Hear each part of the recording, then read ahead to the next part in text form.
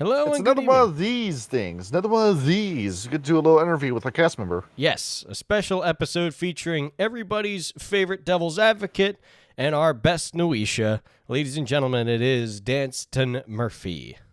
This is one of those videos where if we Well- had a membership set up and we had this under a member wall, nobody would watch it anyway. But here it is for free. I hate that Have a though. point. I genuinely hate that, the members only content. It doesn't make any Yeah. sense to me, but the thing is that people love Danston, so people are going to want to watch it anyway.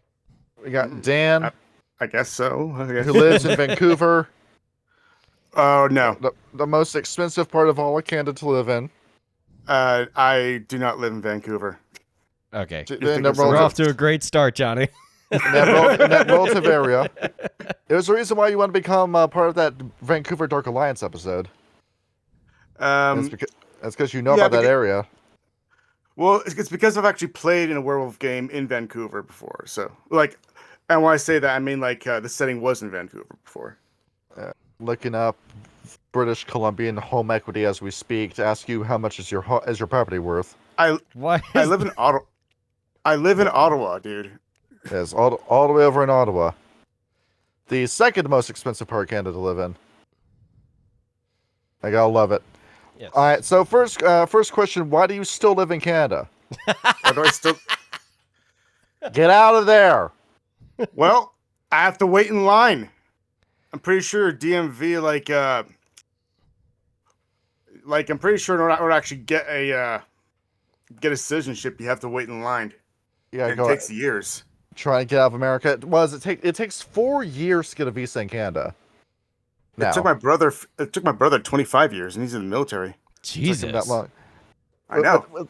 With all this shit going on, all these people want to go to Canada to get away from Trump, and now the visa line has become 4 years long. I thought we were here to talk about Danston and his experience with D&D But we were talking about games. Danston himself is the thing. Oh, okay. All right, next question. Do you own an electric car? These are very gamer questions. Yes. Very gamer questions.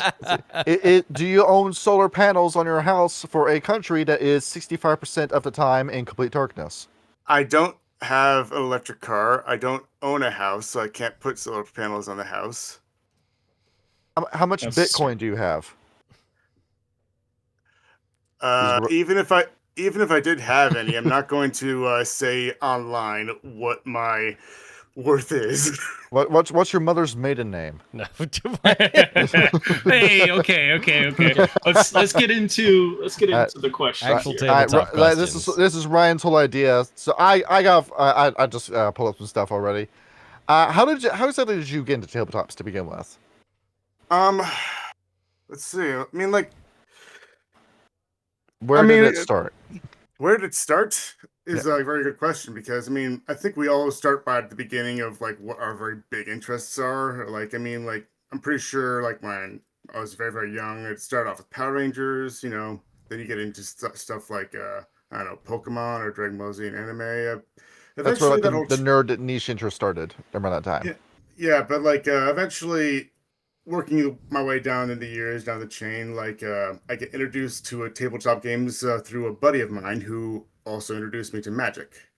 And that was, and the first game was 3.5 edition of Dungeons and Dragons. That's how you got your start in tabletops through D&D. Yeah. Right. I even remember the first character that I made. It was a very terribly built character. Oh, yeah? So around post 2000s when you got your start. I think it was, it was post 2000s around that time, yeah. Because 3.5 is around the same time that Pathfinder came out. So putting that together, Pathfinder's first edition release date was August 2009. So this was Yeah. around 2007, 2008 was when you started. Right. I think I was probably in grade 11. I might be in High grade 11. school. Yeah, I was in Yeah. high school around In the time. junior year. When all the hormones begin to flush out of your system, you start enjoying life instead of hating everything. I mean, my high school days were, well, I wouldn't say they're they're as similar as say like it's no United American States high Pie, schools. so It is not like the high school I went to. So it is rather small of a building. Right. So there were a lot of trailers.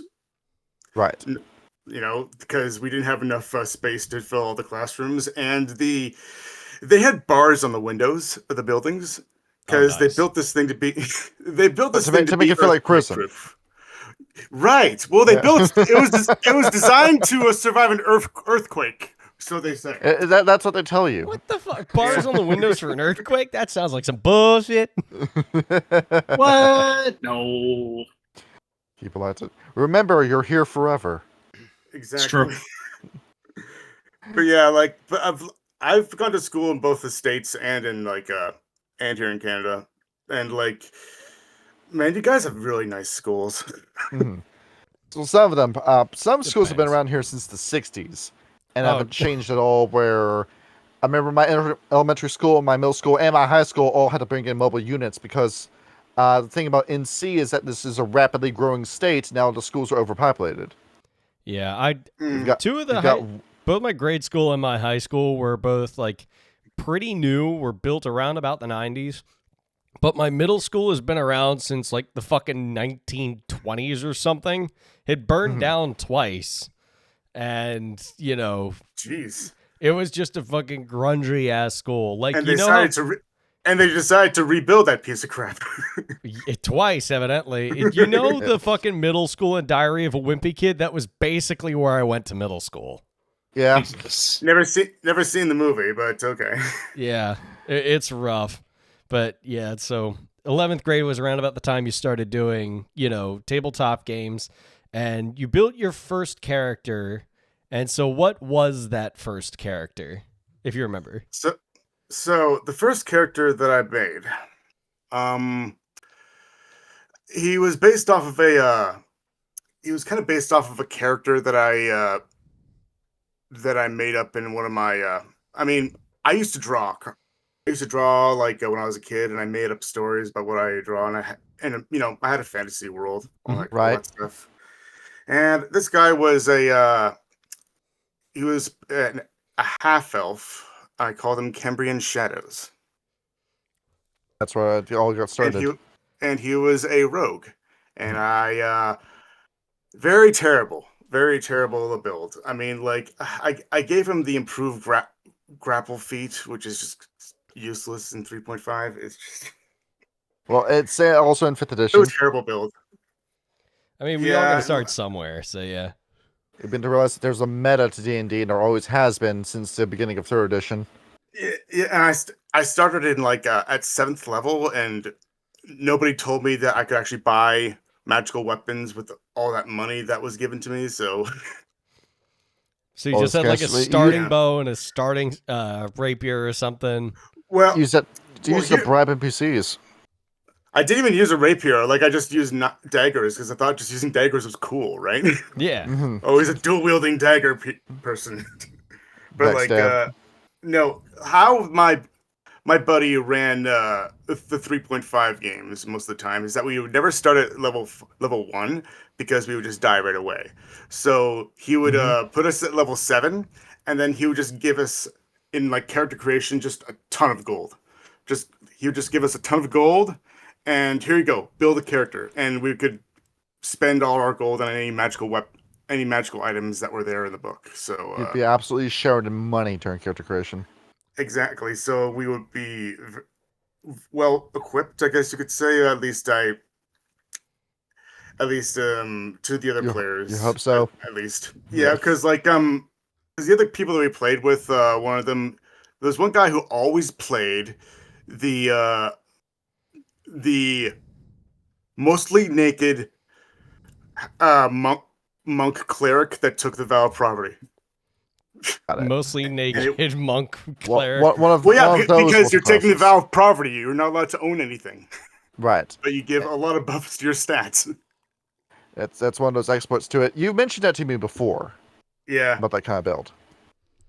Yeah, and like I mean, I've tried the build before myself, and it's awesome. This is kind of busted ass build up where you just exploit the rules. Yep. I mean, the only downside is that you don't really. There's no satisfaction of the reward system because when you get the treasure, you can't really keep the treasure. It's one of those situations where the build is already complete. Yeah. Where you know? He had the curse of Jackal. It's something that I feel there is an issue in World of Darkness, and that can be that your character can be completed too early on in some of these games if you mid-max.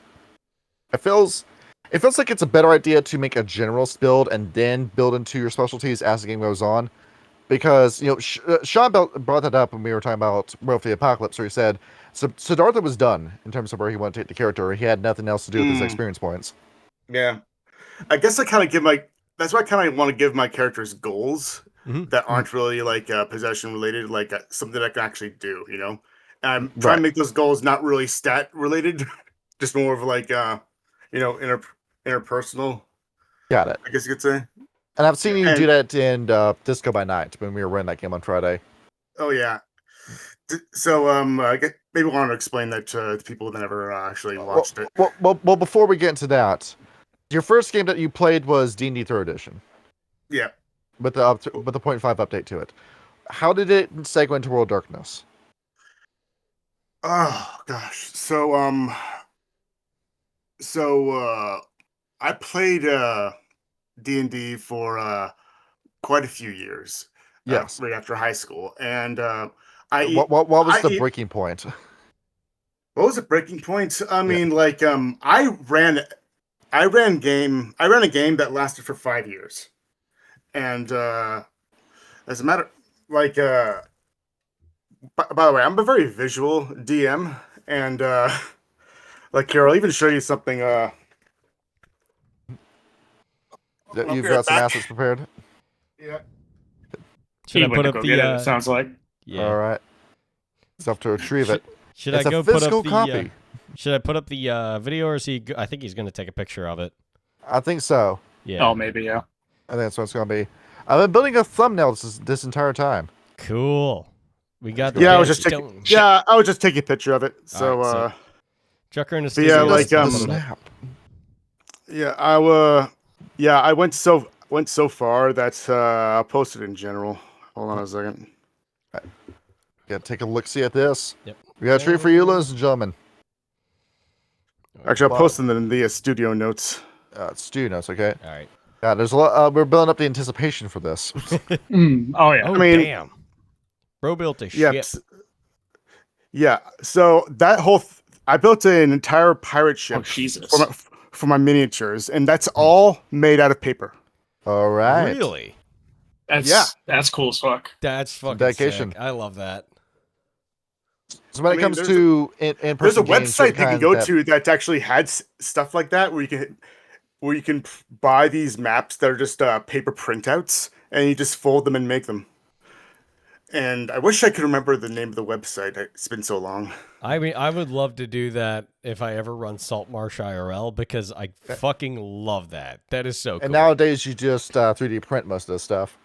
Dude, or just play online and play on World D20. Yeah, but doing this with filament would be so fucking expensive. This tabletop RPGs just get as expensive as you really need them to. Yeah, that's fair. As you want them to. Yeah. It could just be cheaper. You could just go and just get a print of a battle map from Staples, and then just say this is the map we're using for this. Yep. And there's a charm to having the minimalist needs for playing a D&D game. Mm-hmm. I've always wanted to play a D&D game maybe at my trailer or just maybe in a tent, and we just have the bare minimum of things that we can actually use. That'd be cool. Mm-hmm. Yeah. I was like the idea of playing at a bar with just using, salt and pepper shakers for tokens and shit. That'd be funny. Yeah. But to answer your question, where did D&D lead to World of Darkness? I was playing in in the D&D group, and they decided they were going to be that the DM he didn't want to continue the game, and he wanted to play something else. I've been running my own game for years, and it was still ongoing. Right. And I just wanted a break. I didn't care what I was actually playing as long as I was like there with people and I was rolling dice. Got it. Because back then D&D was not very popular, and yeah, during that period, it didn't spike until 5e came around. It didn't spike that well, like in the very early 2000s. So like you had to find players that were willing to actually show up to games and who were willing to play or were willing to learn. And there weren't a lot in Ottawa. So what I had to do instead, and like this was my strategy, even if I play in a game that I've never played before, at the very least I could meet new people and maybe encourage them to actually join my games. Right. And by encouraging and by having them play in my games, that'll inspire them to start their own games that I could play in. You know, got it. It's the whole that's how the whole thing grows, right? So he decided to play a Mage the Awakening game, and that's how the entrance kind of started. So it wasn't exactly Old World of Darkness yet. Because back then, that was in print around that time was Chronicles. Yeah. We had to circulate the tapes of Old World Darkness games. I say we as if I was there. He was there from day one. He was in White Wolf when he was like I 3. was carrying this game on my back ever since White Wolf went away. Yeah, who's that sound like? I remember the first time I saw that book. I remember the first time that that pink-haired girl came up to me and told me that hey, do you want to play vampires? I don't know. Hey kid, so you did. You want to play vampire? And it was Vampire the Requiem, wasn't it?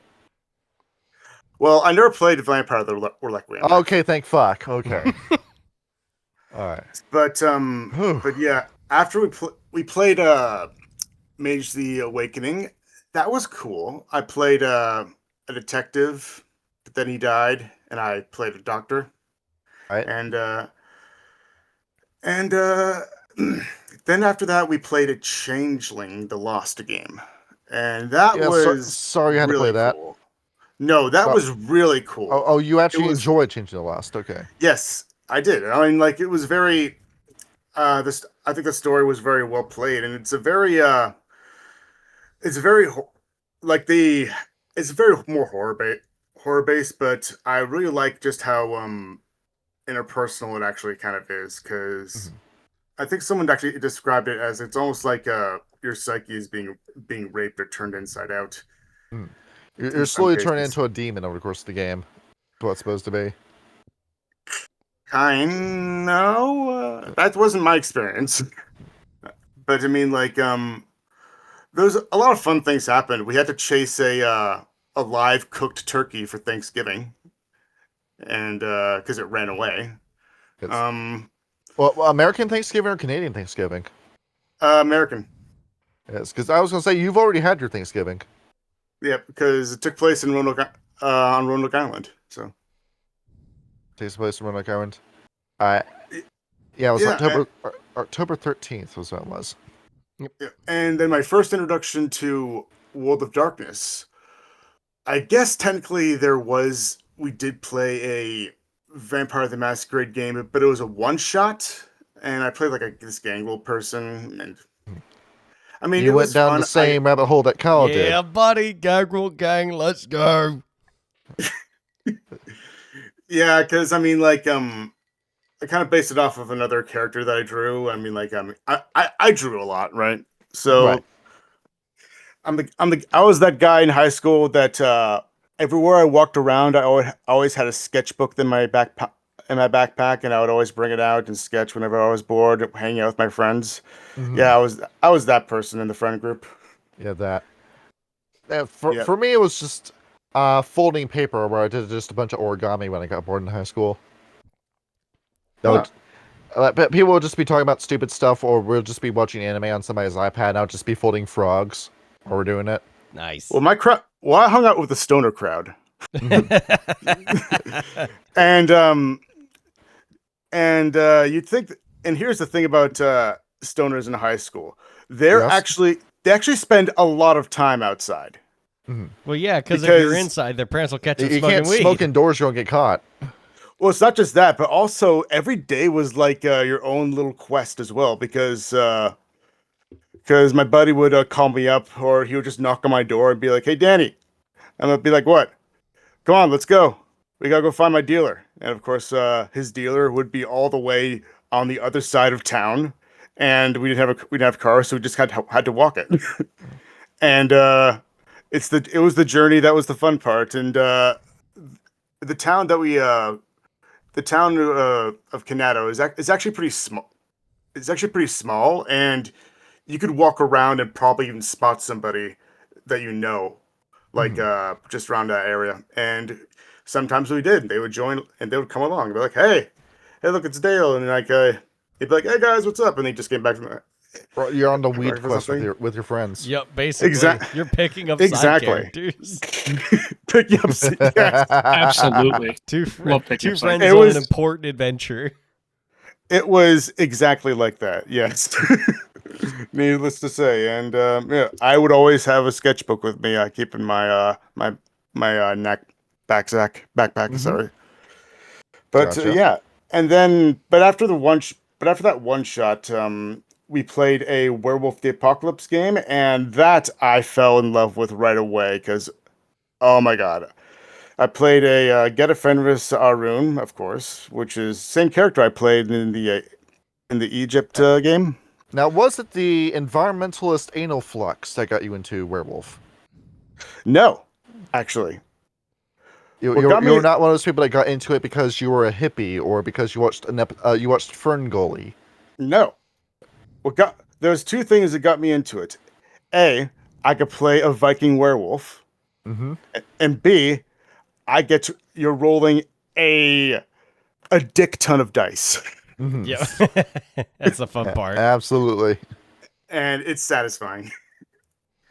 And it's and I miss playing on a tabletop because rolling a shit ton of dice on like a roll d20 just ain't the same. Doesn't feel the same. I just see all the numbers come up. It's like a digital slot machine. That was yeah. I remember when I first started playing 5e, like IRL with a bunch of friends, and Johnny was still running games with a couple of different groups on Roll20, and I tried to join back up with a couple of them, and I was like, man, playing online's like doing methadone after heroin, man. I'm hooked on IRL tabletop. And I've been playing that Storm King's Thunder game for 4 years. It has been a grandiose quest. And you had a good time with it. No, I didn't. For me, my the most DM's awkward awesome. shit I've ever done. I'm blessed with having very, very talented friends that pays very close. We're all good friends IRL, so we all listen to each other. Right. Yeah. Mm-hmm. I mean, like it was kind of hard. Like where I came from, it's hard finding dedicated players because I don't know what it is. I think it's this I think it's a mentality in Ottawa, but people here are very flaky. They're very they're very cliquey and they kind of keep to themselves, and they're just I blame the mentality of in order to be middle class, you have to work for the government because anything else you won't be paid enough. And given the economics in Canada, what you said is true because the only job markets that surged in Canada in recent years have been artists and online influencers and government jobs, and none of them really add to the country's economy. Can't really eat a podcast, can you? No. And for some reason, like that environment, they really do stick to themselves. Like if you don't work for it's like they create their own little like office groups, and they're just like they're good with that. They don't branch out, and they always like it's just I don't know what it is, but yeah. Yeah, they basically become like an in yuppie crowd, basically. Yeah. So needless to say that there was a reason why that I ran a D&D game for 5 years. It was 5 years because people didn't show up a lot of the time, and I had to reschedule for the next week or the next month, and that's why it went on for so very long. It just kept on going and going and going, and so there was just no solution in sight. But like we did finish the game, and like Good. and like I just had a very like that last session must have been like there's like this satisfaction that you get when you have when a whole plan comes together and like you've planned everything out and it just goes according to what you all want to do, and there's just that satisfaction, that smile on your face, and you're just like get that. There should be a name for it. It's that the DM's high. Yes, absolutely. Yeah. The DM's high, where you're just like, yes, everything's working out according to plan, and you're just like feeling like, ugh. Oh yeah, it's all coming together. Oh yeah. The DM's high. We should bring that word in. I like that. A DM's high. We should coin that phrase. I'm good with that. I'm gonna start using that. Let's go a bit. Yeah. I feel like it's similar to when you're playing a show live. You get a stage high where you're just in the middle of things. Everything is going exactly according to plan, and the vibe is there. Everybody's on board. Everybody's yelling, "Get him! Get him!" Everybody's having a good time. I wish I've never had that feeling except maybe for karaoke. Oh yeah. Well, Dan, in terms of wrestling terms, it's when you get the "This is awesome" chant during a wrestling show. Yeah.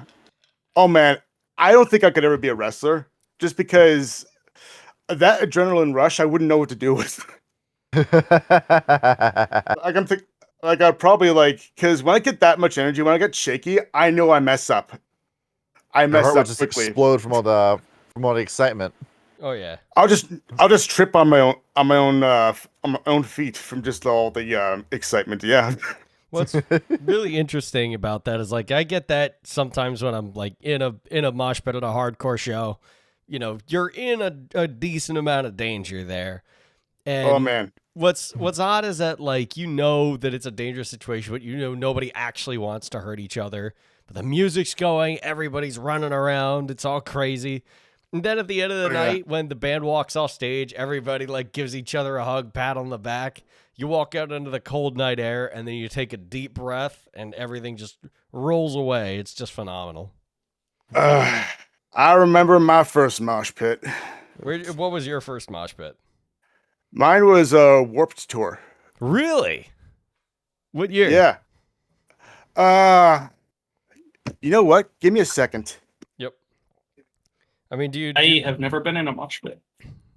It is not for the faint of heart, and while I do love it, I know that it is not for everybody. Some folks just get in a street fight. It is not for everybody, but I mean, I've seen pregnant women go in mosh pits. What?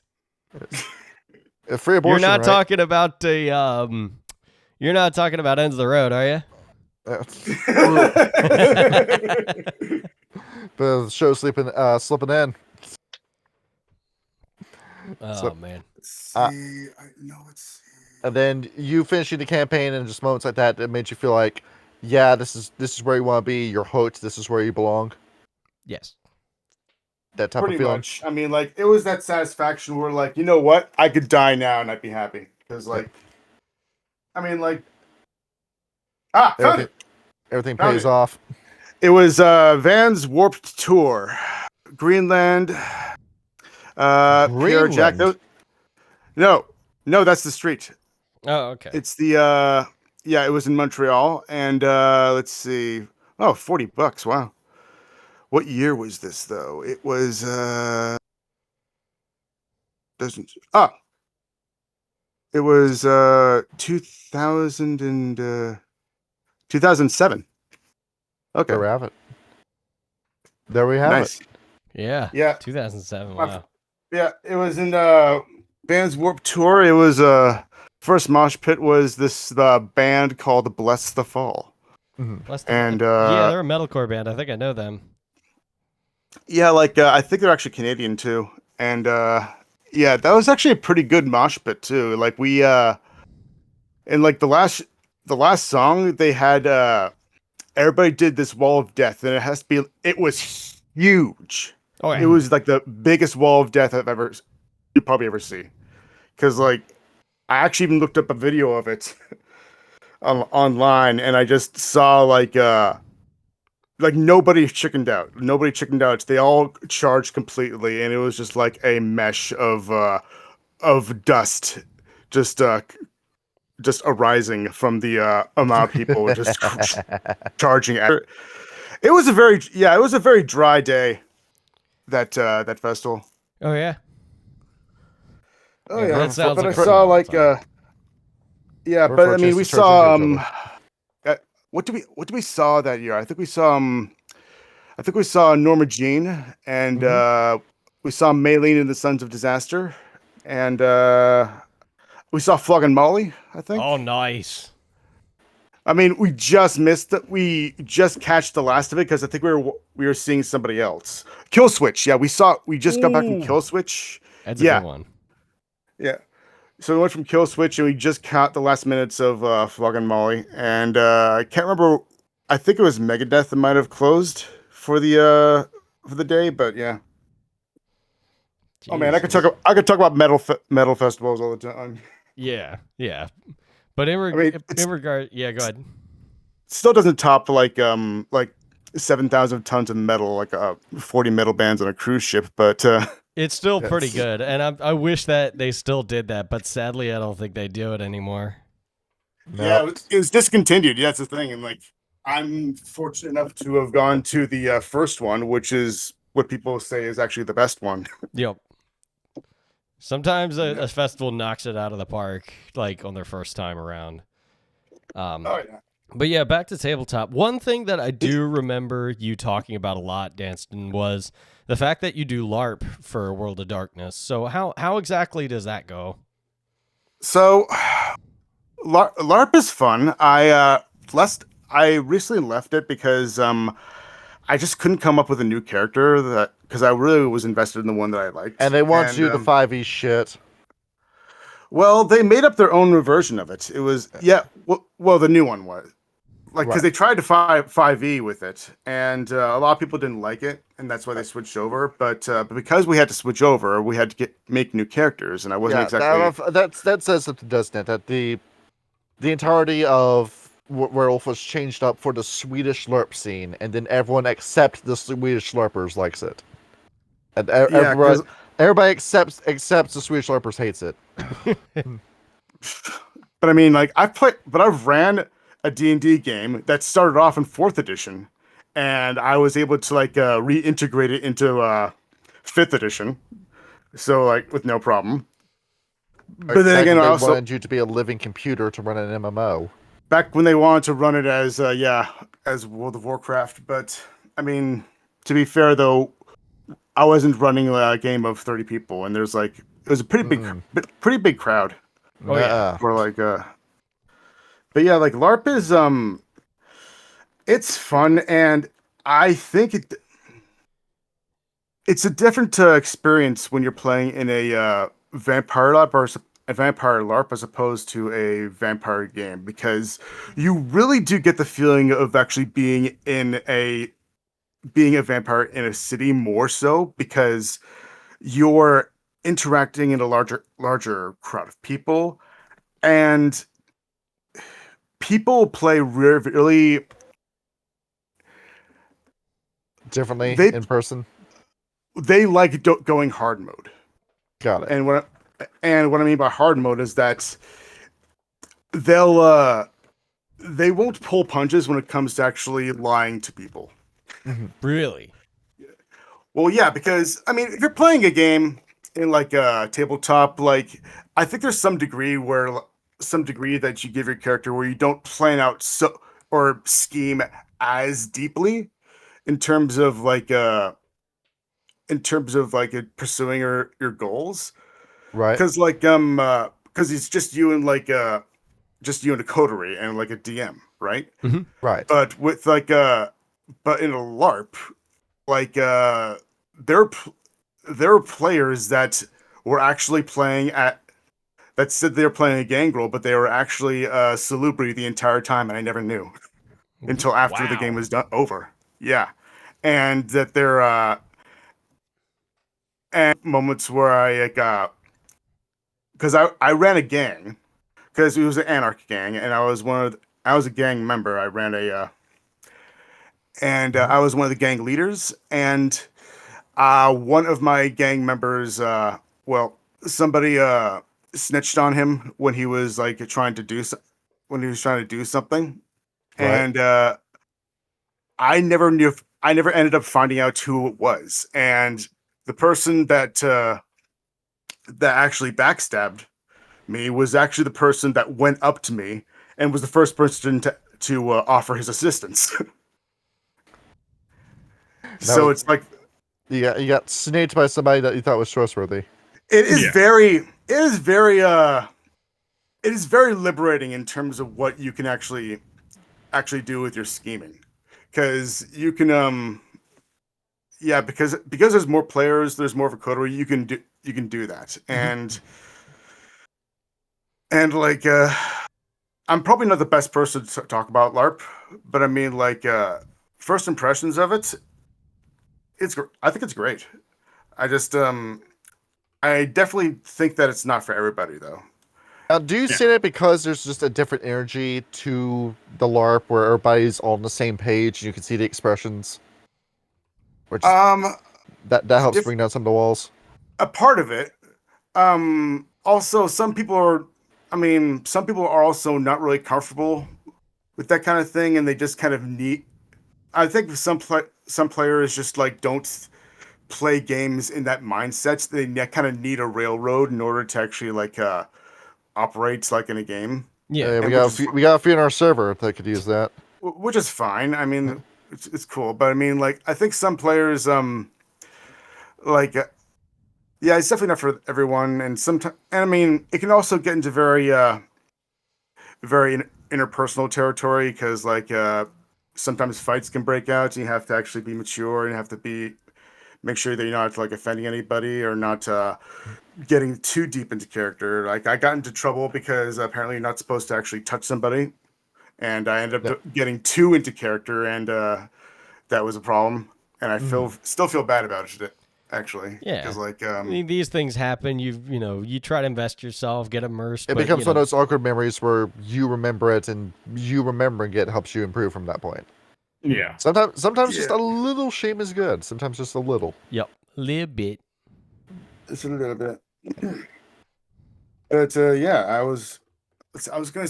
I lost my train of thought when you asked me that question, but about which one do you prefer? Do you prefer the tabletop or do you prefer the LARP?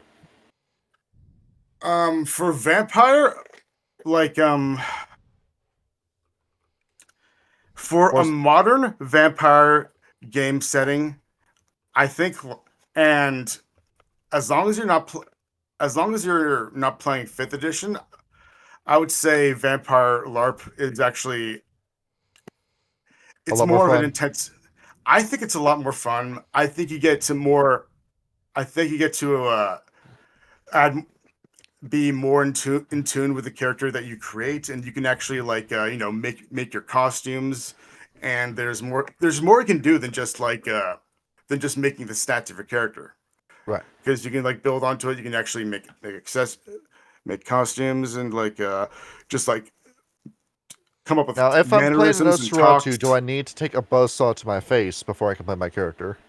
Oh no, you could probably just get like a fucked up rubber mask or something. But I mean, like, it's not mandatory, but like, I think for some people, me myself included, like, when you put on the mask, you become the person. It helps you immerse yourself into it better.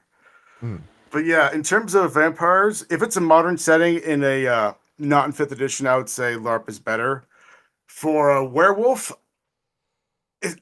there are werewolf LARPs. I can't imagine them actually being as good, because it's very combat based, and the struggle of the game itself is very external as opposed to internal. Right.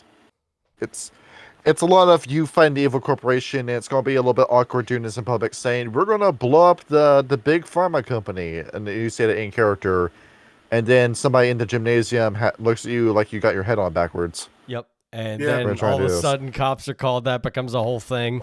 Or somebody's playing as a lupus, and they're going around walking on all fours, making dog noises the entire game. Yeah, I imagine that's kind of fucky. Yeah, but like, just I mean. And it can be done, like it would just be like, instead of it being Elysium, it's just a moot, right? So, Right. but I think it's better with vampires because, especially a Cambarella game, because you can actually role play out like you sticking to your own clan, right? Yes. And you're actually interacting with that clan, and you can actually just talk down to others who are beneath you. You know. Yes. And all the I remember you told me all the LARPs in Canada were connected to each other. Where They are for the 5th edition ones, but for ones that are solo, they have their own thing. yes. And for right now, I don't think there actually is a 5th edition one in. The group is called Canada by Night, but I'm not really sure how they're doing now. I know there's still one in Montreal, but yeah, there are cities that have an interconnected storyline. Yeah, That's kind of cool. Do you guys ever like travel to like do crossover episodes and shit? and we did actually. In the game we did a storyline that did involve an incident in Montreal, and I had to. No, and, you went to Quebec. I mean, You had to deal with the French, the deadliest enemy to any vampire. Well, I mean, hey, if anything, like they're probably better at doing it than we are in Ottawa, because like I mean they have a book. I mean they have a book for it, for God's sake. Like, really? Montreal by Night, you know? Oh, cool. So like, we should probably do a video on that, by the way. With all the fucked up shit that's in that book. Oh yeah, That sounds good. Yeah, this is the book that JoJo tells me about all the time. He says this book is just straight up nasty with some of the stuff in it. So that's an age-restricted video. We have to not. No, care you about don't. the We age don't zone. age restrict this kind of stuff because nobody sees your video if you do that. That's fair. Especially ever since YouTube started doing the whole restricted mode. Well, every time I uploaded a video, I always put it as age restricted. That's why none of us ever got any views. Hey, We can fix that. Don't worry. we can. but yeah, like there was a storyline where, I mean, you don't have to travel to have the storyline go through, but I wanted to, and I could, so I did, and I had the car and the means to do so. So we went to the one in Montreal, and I had to talk with the prince about some business that transpired about my gang member that encroached on their territory, and yeah, it was fun. You had a whole moment when you said we gotta find Jean-Francois Garepi. More like a thing of like yeah. So Mike, Dan, if you track that man down, you catch him, I will pay you $5,000 for his capture. Oh God damn for it! who? The money out of my For who? pocket. Yeah, I don't know. JF Garepi. I don't know. Don't Br- know uh, who that is. I don't know Fred- who that is either. French Canadian white nationalist who killed his wife. So you're Okay, putting a bounty on him? You're telling Yeah, Danston to go kill him? I'm putting down to all of our listeners in Canada. I'm putting $5,000 of my own money for Johnny, the we capture of this can't man. solicit. Jesus, yeah, we can't do that. I we mean- can't put a hit on somebody. No, not his death, his capture. We can't endorse kidnapping. That's a Look, way to look. you Don't get- don't you worry. get Don't worry. get If he gets kidnapped. if he gets captured, chances are they're gonna let him out. They're gonna let him out early on bail anyway. Yeah, because your fucking legal system fucking sucks and your authorities are inept. Yeah, because like I won't get into it because You could probably like, I actually don't know. do a Vampire by Night game, and the authorities I'll probably save- would not say anything. I'll about save it for the.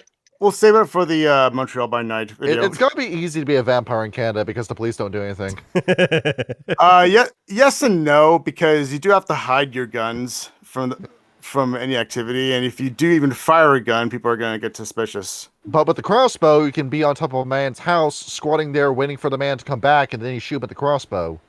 But here's the Just go thing, rail though, on like. somebody. But I mean, like, if you're a werewolf, like, I think that works because there's just so much open space in Canada, and there's just like, especially if you go up to Quebec, there's just, I mean, like, Trees, Just wilderness trees. for miles. New There are Brunswick in particular. log cabins everywhere. I mean, like camping. It's like, here's the thing: if you go up to Quebec, camping is not. it's a very cultural thing up here. Mm-hmm. Where like going up to your trailer, going up to the cabin, it's part of the whole deal. Mm-hmm. And when you go in, how much of the Yukon is actually populated in Canada?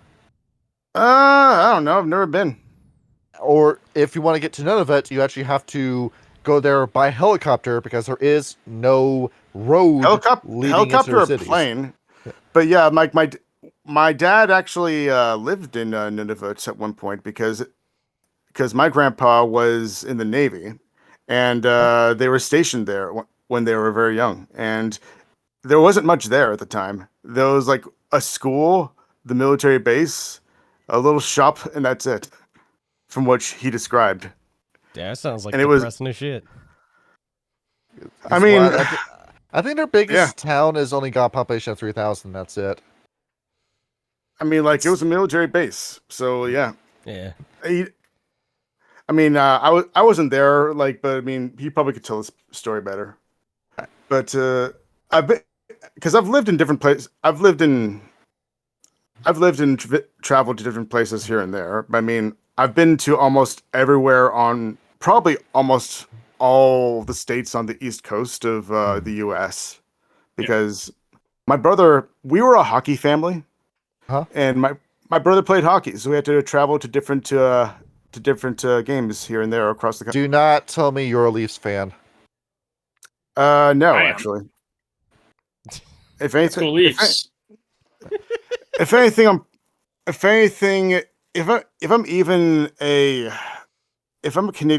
a fan of any Canadian team, it would probably be maybe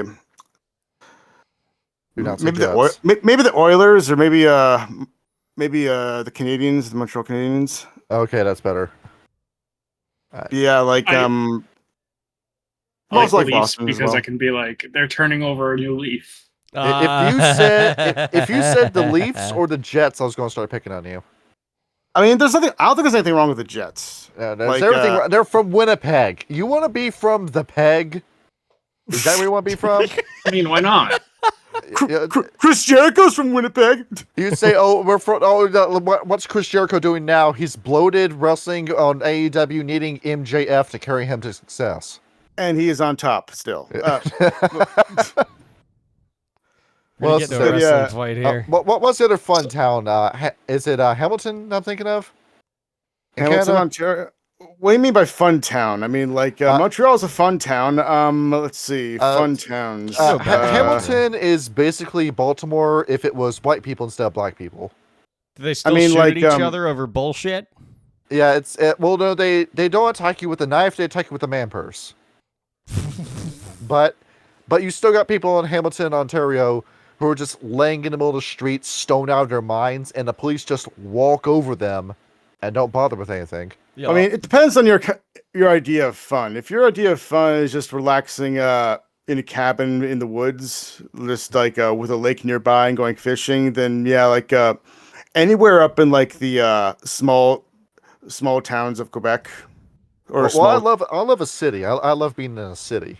Then you'll want to go to either Toronto or maybe even like Vancouver or Toronto, where you can't go down. You can't take your 4-year-old child down the slide because there's a heroin needle waiting at the bottom of the slide. Well, I mean, it's Toronto. I mean, we don't. It's not like it's not like we have any fun cities. Where are we going to go eat in Toronto? How about we have fun wilderness, not fun cities here in Canada. You've got McDonald's and Tim Hortons to eat at. The only city I know that's a lot of fun. I have a buddy of mine, George, who you should go buy his book, Varheit, Journey Through Horror and Madness, on Amazon. Go buy that book. And he lives over in Vancouver, and he's telling me all the time. It's like, there's all kinds of there's all kinds of nightlife over there. A lot of bars, a lot of clubs, a lot of restaurants. Yeah, I'll probably can buy that. Yeah. Maybe Halifax would be a good place to check out. Nova Scotia looks like a good property. Actually, Halifax is a pretty nice place.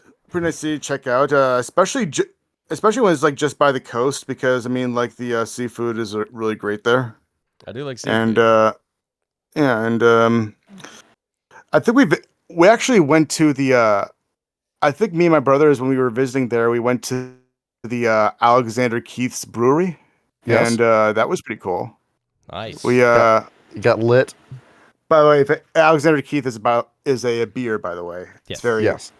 populous in Canada. You have a beer over there that starts with a B. I'm trying to remember what the name of it is. It's got a blue label. Labatt Blue. Blue. Labatt Blue? I think it is like LeBlanc or something like that.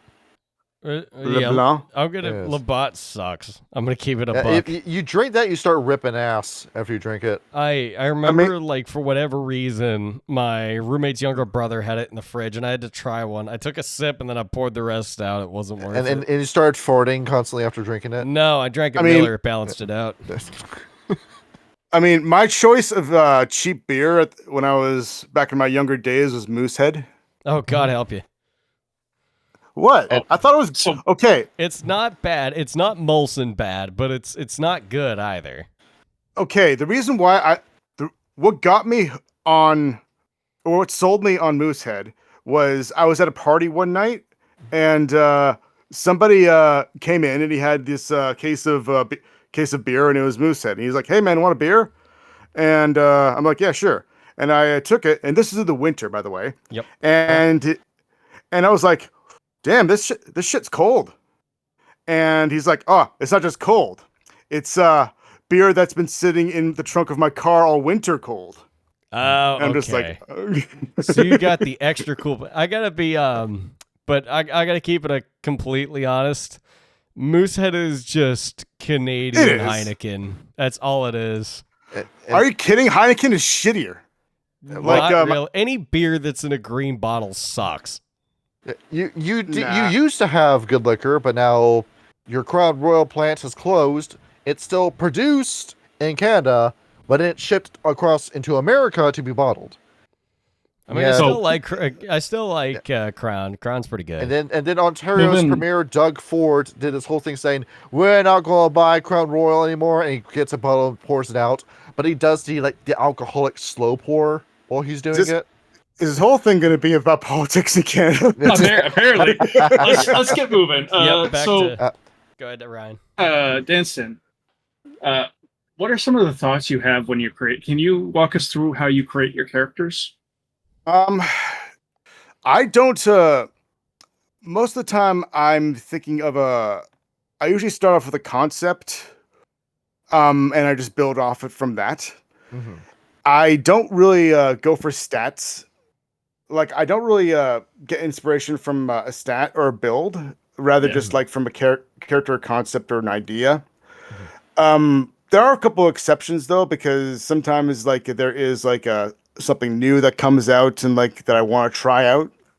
Yeah. That'll be an exception, like when something from like D&D, a new thing comes out, I want to try that. But other than that, yeah, I mean, there's a lot of things that I go to for inspiration. Like, I'm pretty sure every single character I've made has like a theme song that I have attached it to. So you're doing the same thing that Kyle does, where you're listening to a song and you come up with a character idea. Yes, indeed. Well, yeah, or as you think of the concept, the song pops into your head, and you're like, "That's it." Mm-hmm. Or a song or a playlist. Yeah, like I mean, like for Loki Slays the Mighty, for example, just like listen to I'm Destroying the World by Guttermouth, or Freebird by Bomb the Music Industry, or you know what, just like take the soundtrack from Tony Hawk's Pro Skater 3 and that's it. That honestly is the most based shit ever. I fucking love the Tony Hawk games, which is why I was so thrilled when you came to me and it was like, I want to fucking make a punk rock Nuwisha. I'm like, you got it, buddy. And then was done. And I mean, just like Tony Hawk American Wasteland, the game would crash every time you try to play it. That was you. I don't know about me. No, every copy of Underground Wasteland is just a shitty, fucked up copy that constantly crashes. Oh, that's because American Wasteland sucks dick. You got to play Pro Skater or Underground. That's it. Yeah. Maybe Project 8, but it's laggy as I shit. had no problem with American Wasteland. Maybe it's because my PlayStation was working fine. I don't know. Like, but I don't know. I didn't have any problems with it. But that also had a very good soundtrack as well. Really. I mean, every Tony Hawk game has a fucking banging soundtrack. That's part of it being a Tony Hawk game. That's what I hear. Yeah. Oh yeah. I mean that, and also Brutal Legend would probably be like one of my tops in terms of like game soundtracks. I need to go back and play Brutal Legends. I remember like watching a stream play it, and it was fun, and I definitely want to play it because I love Tim Schafer's game design philosophy. You know, from LucasArts all the way up until like Psychonauts and Psychonauts 2. Yeah, like if you think about Clay, like like probably any Bee Gees song, like How Deep Is Your Love or You Should Be Dancing, Well, before you get to Clay, let me ask you about Dr. Gibson first. Okay. Yeah, for the context for everybody listening to this, Dan has been in 3 games I've run when it comes to this. And the first one he was in was a Hunter the Reckoning game that I made. Now, granted, when I first met you, we were trying to do a Mage Christmas game until I began to realize that Mage is not a game for somebody going in blind. Yeah, and that had to be scrapped. I also maybe played it too effectively. Where we kind of finished very early. As it turns out, werewolves do not activate paradox, and you can just do whatever spell you want around them, and combat is over very, very quickly in Mage. Yeah. But we then did that Hunter Reckoning game, and you were in it, so was Rap Red, Fox. That's the game that we met Brendan in, and that was the first and last game you got to play with Gary. Because after that, Gary's schedule changed. We still have Brendan asking Gary when he's going to be back, and Gary just never has an answer for him. Yeah, but he played the hacker, right? Yeah, he played Bentley. Yeah, so was he just playing himself? Yeah, you think that, right? Yeah. Given that Gary never leaves his home. I don't know. I miss playing with Gary. I forgot how much fun he was to play with. Oh yeah. So everybody loves the characters that he makes. Everybody loves Gary. That superhero game that I'm playing in with, he's in it. Fox is running it. He's playing. If you remember Teen Titans, Master Mumbo, he's playing that basically. That I actually don't remember. Nice. Is that the blue magician? Is it like it's like mutants and masterminds? Yeah. Well, Pirates and Paragons, which is just better. That's it. Yeah, that's what I was thinking of. Yeah, that's pretty cool. Because like Gary, I think he played it for like the hacker person. Like he played it pretty well, I think. Oh yeah. When you made Dr. Gibson, the whole concept behind him, as we were building him, his character was that he was a back alley surgeon that became imbued. Right. Like so, I think for Dr. Gibson, I didn't put as much thought into him as I usually did with my other characters, because I kind of challenged myself with him, because I know absolutely nothing about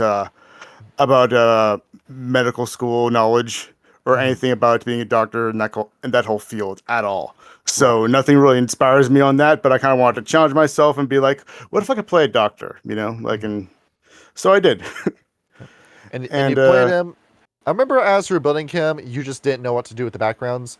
So I kept going 5 points of resources, 5 points of resources, and then just like, well, I mean, like having 5 points of resources when you're a hunter can be very fun. I mean, I've done it before, and to very good degrees of it being very effective. Behold, you were rich. You're able to finance the entire campaign with just your character. Yeah, but I think looking back at it, maybe I should have made him a little more combat heavy.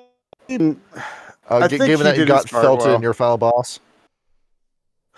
Yeah, and like I also wasn't in every single game, because I was also shuffling between the LARP games and like the Hunter games. So, but for the time out, yeah. For the context for your final boss, because I think I told everyone what the design doc was, where I made final bosses to counter how you were playing.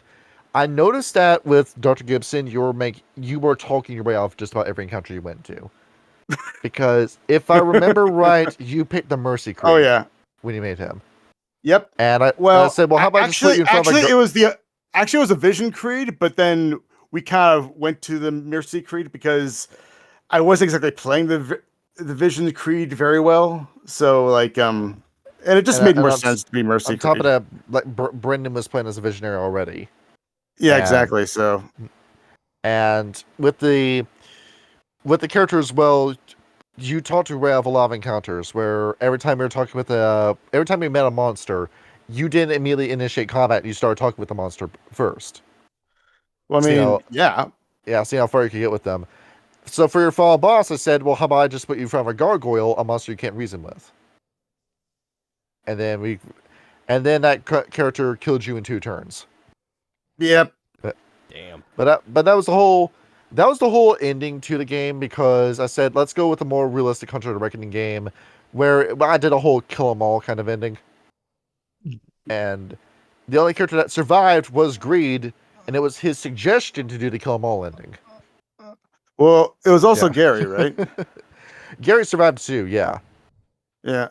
And technically I did survive as well. I just wasn't the same person that I was. What happened is that you got dragged back to the Tremirante Tribute, who injected you with a little ooze vial that turns you into a liquid monster that they then flushed down the toilet. And now he could be a reoccurring villain character if you play in another Australia game. He pops up out of your toilet and then kills you by biting your asshole. The blob monster. Eating you from the inside out and killing you that way. Oh my god. That's just a horrible way to die, just being eaten from the anus up. They call him Dr. Blob. He's not a real doctor, but he is a real blob. So was that the Nutty Professor then, I guess? Well, really, Dr. Gibson was playing it straight for most of these, because honestly, Fox was playing Father Evergreen, and Father Evergreen's whole character was that he was fucking nuts. Was the whole stick behind him? Yeah. Well, I mean, Fox is nuts, but we love him for that. Yeah. Brendan was a fish out of water with his character Larry, and then Rapret's character Gabriel Johns was a hardened mercenary that took the job super seriously. So how conversations went between us Bentley was the one who was the nutcase in it, who would tell jokes, but it was Father Evergreen who was off his nut the entire time. He was almost along the lines of Alcavian with how crazy he was. He was maliciously crazy, not comically crazy. A lot of stuff that he said sounded crazy, but he tended to be right about everything he was talking about. Rapid was the objective. Larry was trying to find out what was going on. And meanwhile, we had you, Dan, and Dr. Gibson, who tied the whole party together by being the sane man. Guys, I guess you could say, I think they call that the heart of the group. Yes. Yeah, so I guess kind of the moral compass, I guess you could say. Yeah, the most grunted member who didn't fly off the handle when things went wrong. I mean, like, when I make a character in the character creation concept, I guess I think this may apply to everybody, but I always, put a part of myself into every character I make, right? Right. And I think for Dr. Gibson, I think I put a little too much of myself in him, and I think that's probably the problem why I didn't put too much thought into making him, because I think I was just playing myself. And why he got shredded in combat? Yeah. Because I remember when it came to combat, your character did struggle, but you were integral for certain scenes that we had where when we were talking with Bartholomew, for example, how before I ran his character, I started watching scenes from The Departed before I would use him in game, where every time that you and everyone else at the table would start talking, I would mute my microphone, go to YouTube, pull up scenes of Jack Nicholson in The Departed, and listen to him talk. And then when you were done, I'd pause those clips, go right back to playing Bartholomew, and then run those scenes. And those were encounters with them where they were Fianna, but they weren't on your side. They saw the imbued as outsiders, and eventually cannon fodder that was just there to be an expendable resource against their fight against the Black Sparrow Dancers.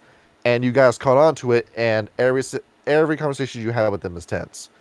So you caught on to how serious the situations were, and you chose your words very carefully every time you met with them. It was a very fun encounter we would have with Bartholomew. I gotta say, I have a soft spot for people that can really make an audible encounter work. Where, for once, the combat relies on your social stats and your knowledge stats rather than just raw brute force or cunning. It's a joust of I words. love that.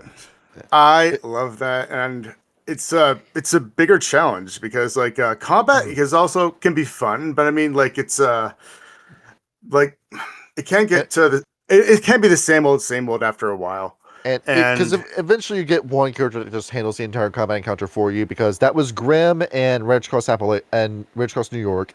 And for the first half of Ridge Cross Appalachia, it was Ends the Road before it switched on Leaves. Yes. Yeah. But I like to kind of mix it up where like because I love combat encounters that do require talking as well. Right. And if you have something like that, that's something I would love to just like thrive in. Oh yeah. Flourish in, I guess you could say. Like we only go ahead. No, it's okay. Go ahead. Like in New York, I remember we only really had, I think, maybe one or two exchanges like that, and it was when we were told to confront Ragnar, because we sort of knew going into it that if we were to fight him, we would have gotten the fuck beat out of us. Given that he had Slurdy 6 on the stat block, yeah. And so, but we knew that Ragnar was reasonable enough to hear us out when we asked him. Just because, like, the fact that he didn't outright attack us, and we were kind of like standoff, and he was trying to use his presence to awe us into listening to him. We had to resist that. We had to tell him, okay, here's the deal. You talk to our boss. We don't kill you. We both walk away from this clean. There's something going on here. And it was that verbal joust that made that scene as tense as it was. Grimm was about ready to throw a car at him. I had to, Tyler had to step up and sort of like mediate the whole thing. And just that tension slowly bubbling up until Bacchus called on the spiritual phone. Then, finally, tension diffused, combat ended. So, sorry, Johnny. When making your characters, is there any type of goals or aspirations that you want them to have? Always. I always make sure that there's something that they're some personal goal that they're always achieving, because I don't want it to be. I don't like playing the characters that they're just out adventuring for the sake of adventuring. Always because then it's just like it's not as fun. It doesn't feel as very interpersonal. Like I want to at least give them like something that's very simple for our DM, something that's simple for a DM to actually incorporate into the story.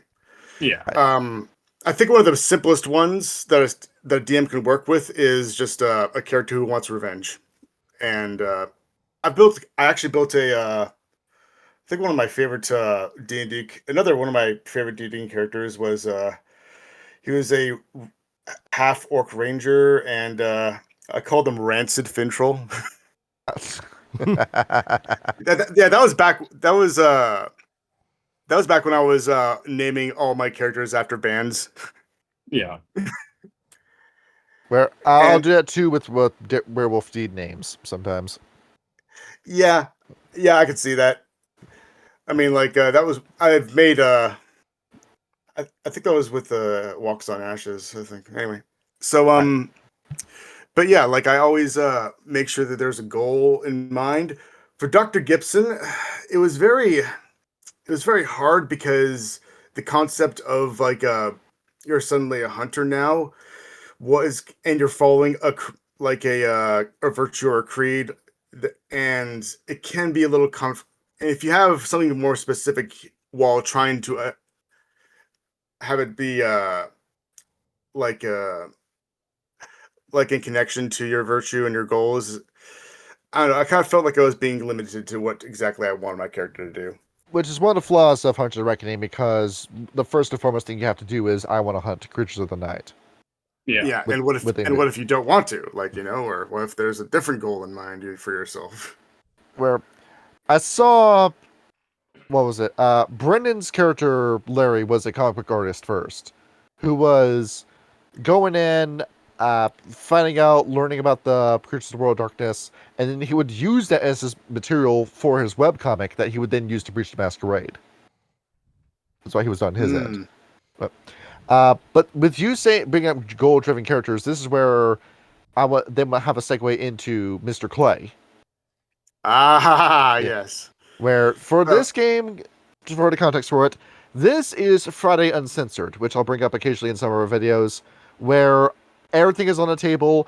I don't censor myself. Characters say what I want them to say. There's a lot of nudity, a lot of sex, a lot of blood and gore in it. Stuff that I cannot say and describe on YouTube, I can put in that game. Well, before we actually played that game, though, there was a one-shot, though. One-shot of a Christmas game, and I played another character that I love, that I actually have fallen in love playing as, and that was Silent Kitten. Yes. Where we got to use her for one episode, but that was it. We didn't get to see what our I know, because I missed them and I regret it. But in hindsight, I think I would have. I think if I'd have actually played as Silent Kitten in the Appalachia by Night, I think that would have been actually more. I think that would have been actually more fun. What's that? They were more on theme or just more fun in general? Well, let's just say I think she'll be very good at keeping Ends the Road in her place. Please. Good luck. So getting in my face with this cheerful so-and-so. Happy dappy motherfucker. Yeah. Pretty much. I mean, like, and that's the idea, is like she's just like this mute character that is just always happy and like I don't know, but like yeah, like if and because she originally started off as an NPC character that I put into one of my werewolf games, and if you're going to have a GM character, have it be mute. That way you're not telling your characters that, or an animal like a dog. That way you're not giving too much context to actually helping your characters out, but just a little bit. Right. Yeah. And like I don't know. I just had her developed into this wholesome person where if somebody was just like if needed help, she was just always eager to actually do the small things that helped out the characters in like even the biggest ways. And yeah, man. But yeah, we can go. But going to Clay and for this, because the setting was in the 1970s, and it was Disco by Night in New York, and we were playing a Sabbat game. Yes. But when you told me that was going to be in the 1970s, I immediately thought to myself, okay.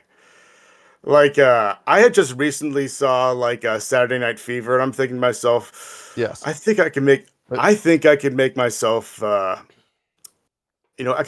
myself like a character that's like just this disco-like character, and I kind of got inspiration from like from Saturday Night Fever. And has anyone ever played? Has anyone ever played that? Has anyone ever played that game, SSX Tricky? Oh yeah, the snowboarding game. Yeah, you know the Afro guy Eddie. I think I remember. Yeah, I think I kind of based his look off of him. Hell yeah. Yeah, I see what it looks like now. Yeah. 2001 skating game. I see it now. Yeah. Throwing me through a memory hole with this. Yeah, it just kind of has this this big Jew fro, and he's just this white guy, but he's like he is into the whole roller disco, but he's see, the thing is, I didn't want him to, like, you may think that he was just kind of a joke character, but I mean, like, he didn't start off like that. He started off as more of just like, I want to see where this thing goes, and then he kind of did develop himself into a very serious character, right? Where he actually did have this kind of goal of actually like and having this kind of like this struggle and connection with his sire, And you know what? I really wish it would have ended with him actually maybe in Diablerizing his sire in some way, or like getting some sort of like payback. Yeah, because you were trying to get your hands on Esther for most of that game. Yeah. Where that was, that's that was a curveball that you threw me too, because I was thinking, you turned on your sire in a part of that game, and I'm thinking, all right, well, why exactly spurred this on? And that was something that was slowly exploring with the idea of your character as well. Yeah, like the idea of him being like a loser until he wanted to be cool. Like he was just that kind of a kid, but then he found this like I guess Esther being like the manic pixie dream girl, and then right. Changed his life and all this, but then he just kind of she just tossed him aside, and now he's like kind of like trying to discover himself, while at the same time going by the path of ecstasy, which like in hindsight, I think he probably was going out of that path and going more towards like a path of power, I guess you could say. Eventually, they begin to realize that Maxwell Godwill and Grace are running circles around you, and we had that moment where you were being demented, and there was an Malkavian NPC vision talking to you that slipped out of Mr. Sunshine's visions and into your vision, and that led to you realizing I'm being outpaced by my own coterie that I'm supposed to be the alpha of. What's going on here? I mean, was I the alpha of the group? You were, it was kind of shared. Yeah. Was I? Huh. It's because you put the most influence on Brennan's character, Victor. So that's why. Right. I guess so, but I think it's fair to say that it was kind of shared between me and Greed, though, in some ways. I mean, although I didn't mess up as much as Greed. Right. Yeah, you didn't awake the eldest like he did. He did what? Yes, that game ended with another kill 'em all ending, and I said, well, this was an idea that I wanted to just have us naturally go into, but by the nature of the game and how we were ready to get on to something else as time was going on, and the game was going on as longer and longer and longer until I couldn't really challenge you guys in combat anymore, I said, well, let me just go ahead, let me just accelerate the plot point now. And it was the eldest had a piece of his body underneath New York, which is canon, of course, in New York by Night, that Greed came into contact with, and by using vicissitude on it, we wake the eldest, and we start Gehenna. And that's how that game ended. Damn. That was a fantastic idea. And we all died. This is just me being fucking, the Big Lebowski. Just, Jesus. Yeah. You know what?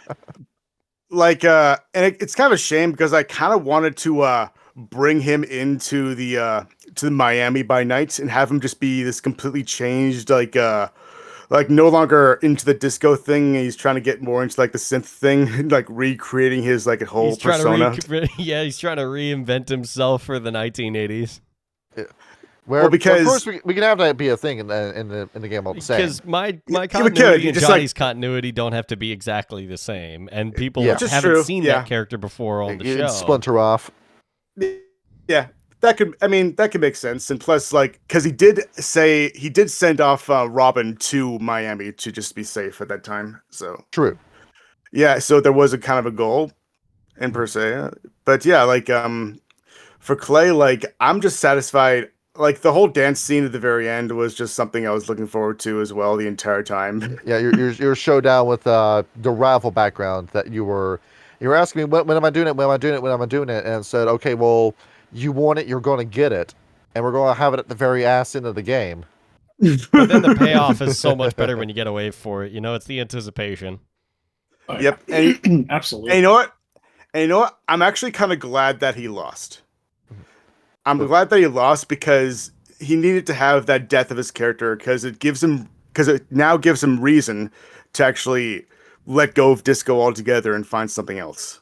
Where as the game was going on, it slowly started getting more and more tragedy in elements as we progress the campaign, where it involved Maxwell Godwill losing his humanity because of the decisions he had to make and the situations he was forced into, along with Graves trying to prove himself as a capable member of Sabbat, while at the same time making more and more decisions that slowly screwed the pooch and put more power into the Giovanni's hands.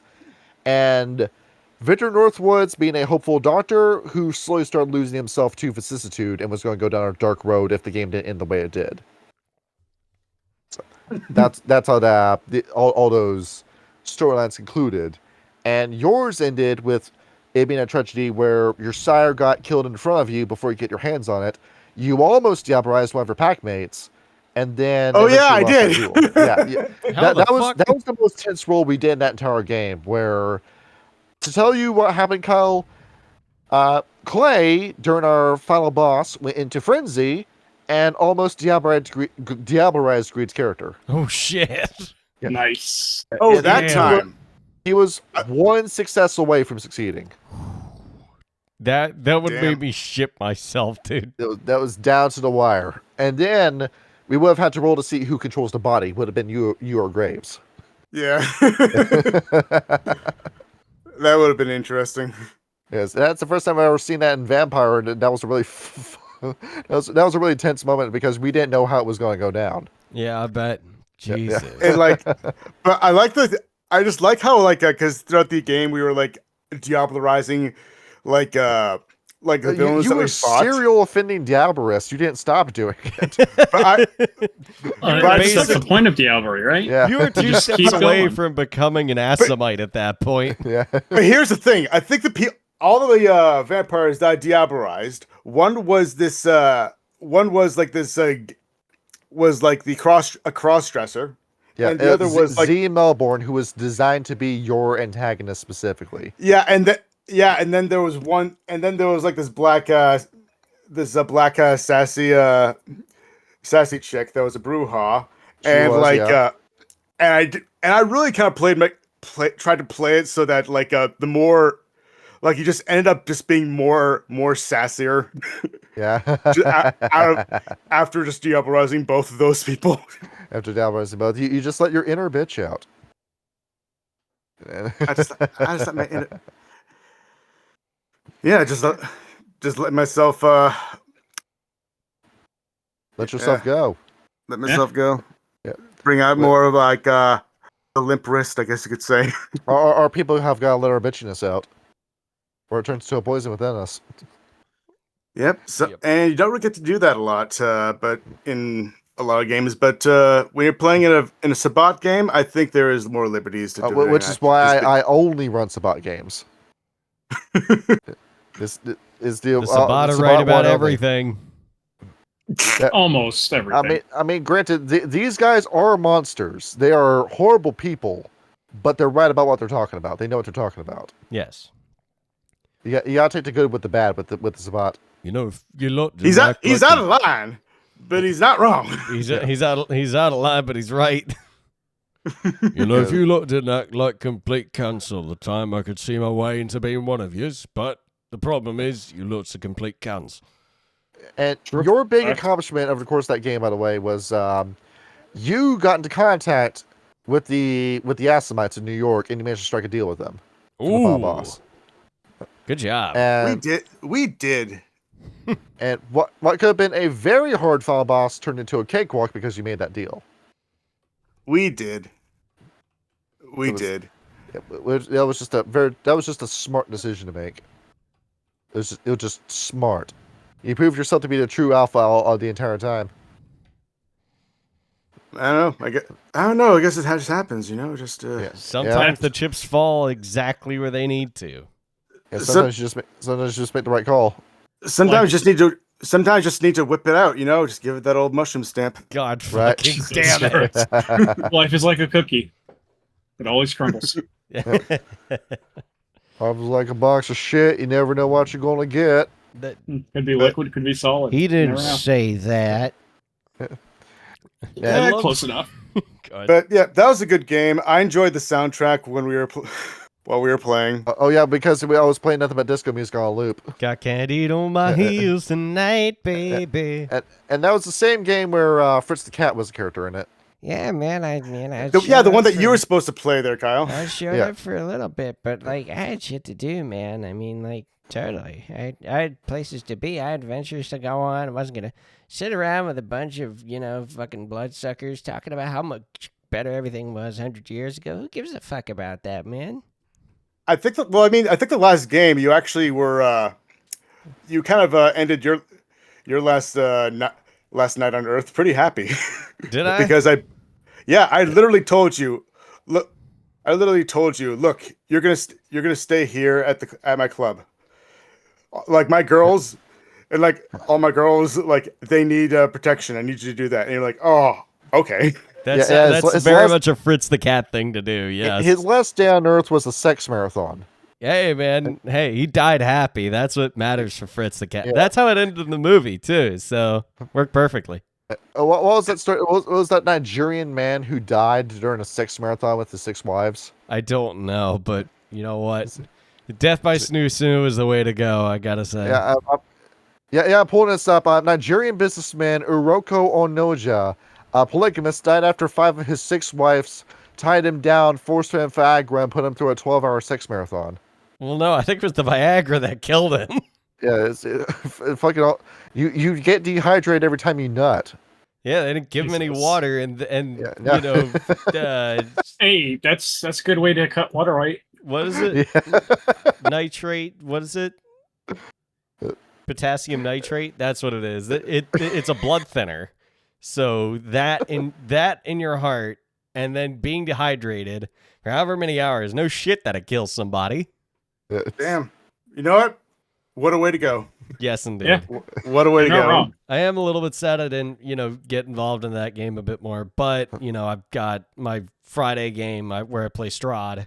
And, all my friends want to do shit on Fridays. So I sadly couldn't commit. Yep. Yeah, and I mean, maybe you'll get to see a little bit of Clay and in Miami, yeah. In Miami. But yeah. But he just won't be calling himself Cotton Candy anymore. Oh my no. No. Well, that was his full name was Cotton Candy Matthias Clay. Oh my god. That's what he was a disco dancer, man. Cotton Candy Matthias Clay. Welcome to my club, baby. I can see that. And then most recently we did a Sunday game while waiting for everyone else's Chronicles to get off the ground on Sundays. That was Egypt by Night. That was a dream game that I've been wanting to run for a year, and I finally got to do it. Yeah. That was an idea I wanted to do, and for that game, you played as Lone Wolf, who is more or less a return of your first werewolf character, the Geffen or Salrun. Yeah, and I think I got to be honest. I ended up playing him differently than how I first played him before, and in hindsight, I think I should have called him by something else. But I mean, I think I was able to play him as the kind of soldier that he was most effectively, I guess I'd say. Because you're a Soldier Boy character from the Amazon in that game. Yeah, I was, and because I was making my Amazon game like around the time, and might as well. And I knew and I memorized some of the names of people that were the NPCs, so I could actually bring them into like conversation wise. But I mean, I think in hindsight though, I think I probably should give him a better name than like the one that I just used. For most of that game, we kind of had like an A group and a B group, where the A group was Howler, Popcat, and Archie's characters, and then the B group was you and Greed, going back and forth. Yeah, and because I knew you two could roleplay ad nauseum because I saw you do that in Disco by Night. What's ad nauseum mean? Non-stop. Again and again, yes. Oh yeah, I think me and Greed work. I think me, Greed, and also Rap Rat. I think we also work very well off of each other. Yeah, there were sessions of Disco by Night where I just needed the 3 of you and Nicole, and I could just get up, go to the bathroom, and just come back, and you'd still be talking. Yep. I've always wanted to do. I feel I've never had that as a DM. It'd be nice, but when you do, I mean, I think I may have had that maybe twice, and when they do, yeah, it's great. Just sit back, relax, and just watch the magic happen. You just start taking notes and start pulling out the next sessions as to what you're going to do to the characters. Yep. Yeah, is that a DM high as well? Honestly, or is it a different? Or is it a different kind of buzz? I feel like that's it's different. an inspiration moment. Yes. Okay.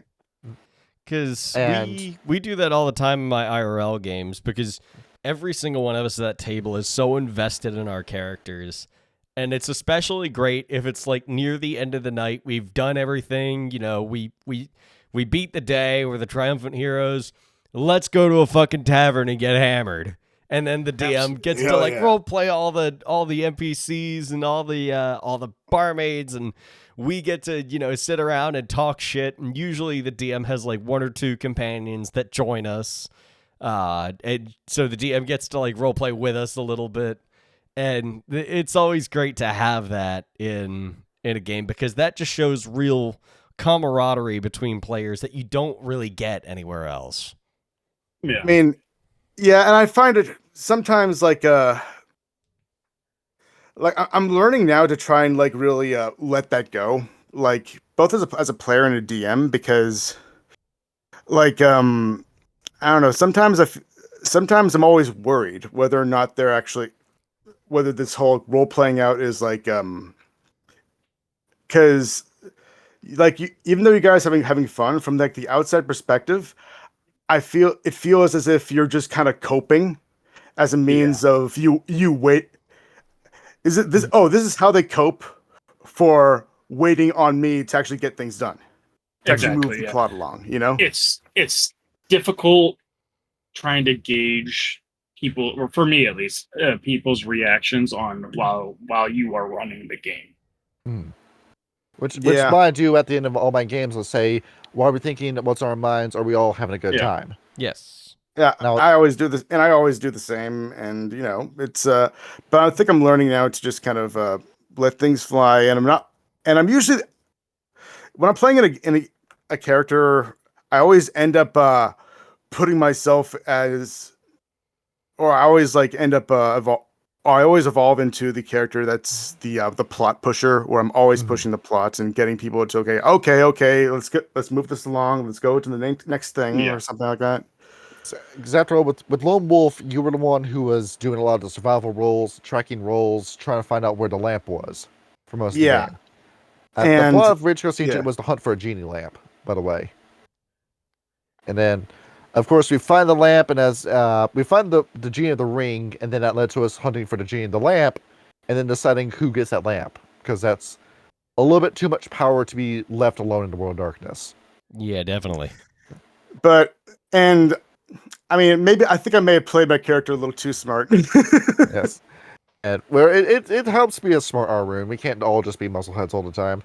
Oh yeah, because especially when Falcon showed up and I used his logic against him. Yeah.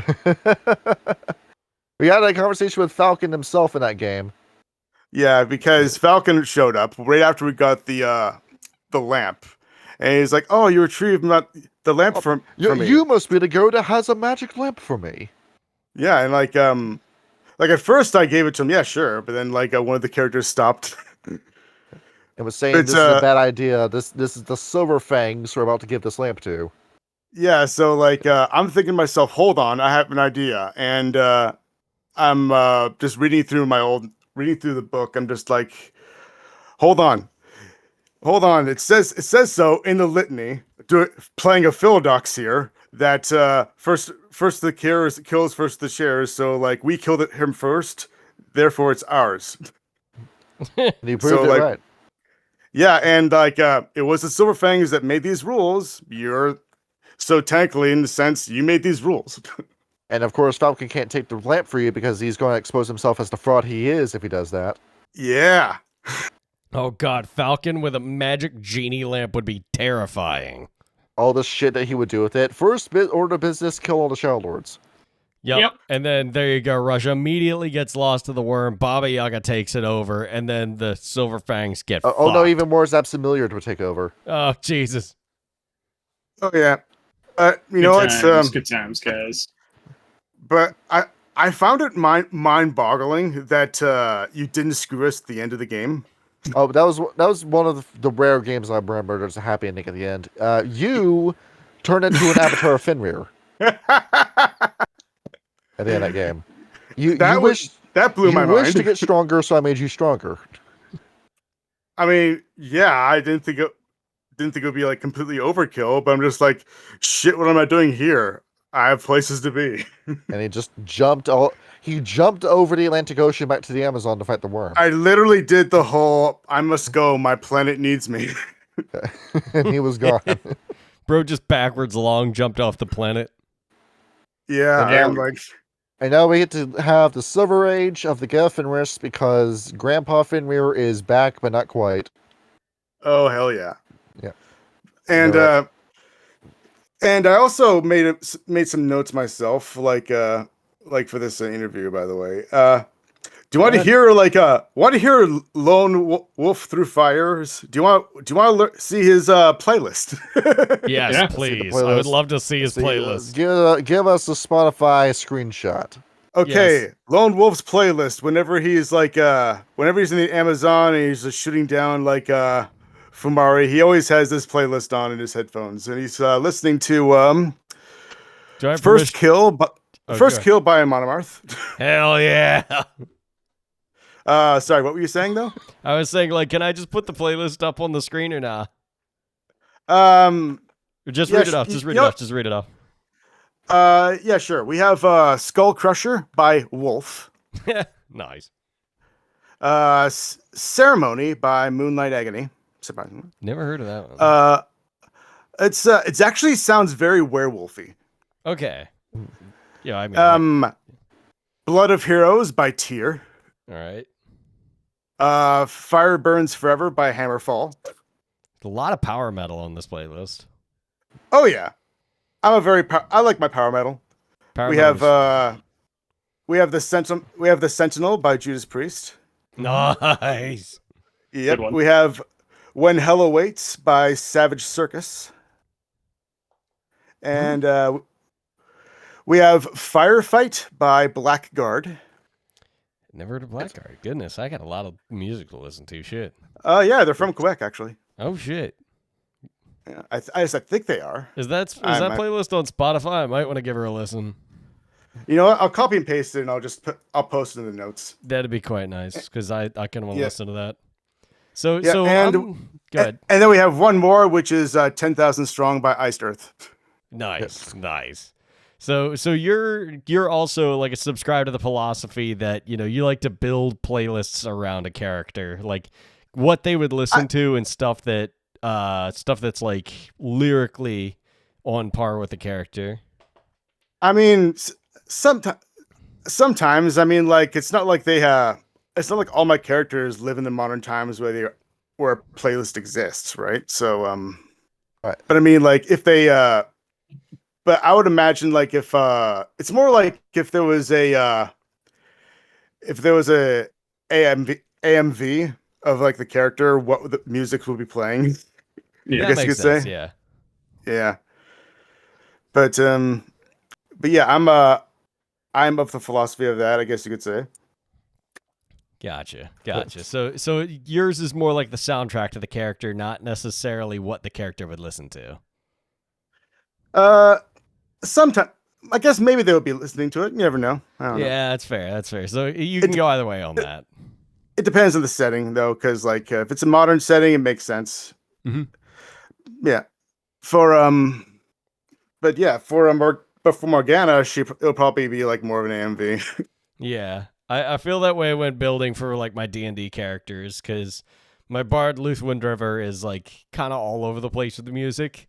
But some of it is kind of bardcore-y, so I guess it does kind of fit in a weird way. But I guess it all depends on your playlist design philosophy as well, your character design philosophy. Right. Well, do you find making a bard character that plays metal music breaking immersion of a medieval setting? No, not really. Well, given that D&D is in complete fucking shambles now, it doesn't matter. Well, I mean, think about exactly. it. Why not get something that works like an amplifier, and it's basically you can probably with the magic you have build a distortion pedal. It's basically maybe take a level in Artificer and you're good. Or just find an Artificer and hey, I want my fucking guitar to sound like a bear growling. And he's like, okay, here's what I did is I got this lightning power crystal, and I put these 3, copper pipes on it and channeled thaumaturgy into each of them. And you can turn on each of them and cast thaumaturgy into it to make this distorted sound. And you put this on the neck of the lute, and it makes a heavy metal sound. It makes a distorted guitar. Can you make several of those, but with different distortions, and maybe like having a button on it, but like a hard button, one that I can actually maybe push down with my foot? Yeah. Basically, yeah, and that's kind of what I would do for Luth if I had to like build build an item for him. Basically, just make the brooch of distortion, and it's 3 thaumaturgies and a lightning stone. Heck yeah, that'd be fucking sick. Now you also storytell as well. You also run games, too. Yes, and it started back with D&D, right? Yep, starts back with D&D, and no, hold on, man. Before you start going into this, when we were doing Try Uncensored, I would like to apologize to you here because I feel like I got way too mad with you over Red Cross Amazon. That you did, and like the fallout from it too, where I'm not gonna say like what happened in it, but it turns out no, that actually wasn't your fault. Thank you. The campaign still fell apart, but what was said between players, you weren't the one to instigate that, as it turns out. Yeah. Because I got the story from the horse's mouth about what actually went down, and I'm mad about it, but I'm not mad enough to go after him. Because, it paid off. It paid off later down the line, and everything got smoothed out by that point. Yeah. But when it comes to you running games, you need to get into a whole mojo before you ran the game. I need a vision, definitely. Yeah, you said that the entire call needed to get quiet, and that you need about 5 seconds to channel your mojo and your energy before you start running the game. Sometimes, yeah, because sometimes a bit of noise can be too distracting. Sometimes I need to just walk away. I need to get into my zone because, but I mean, I don't think it's not that, it doesn't break immersion that much, does it?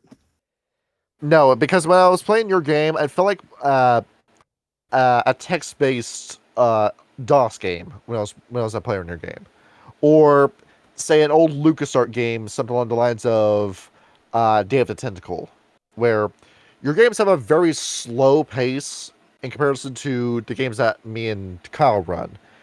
But for some people, this is exactly what they want, where they want a game where that time moves only when the player's ready for it to move, and that every decision they make counts.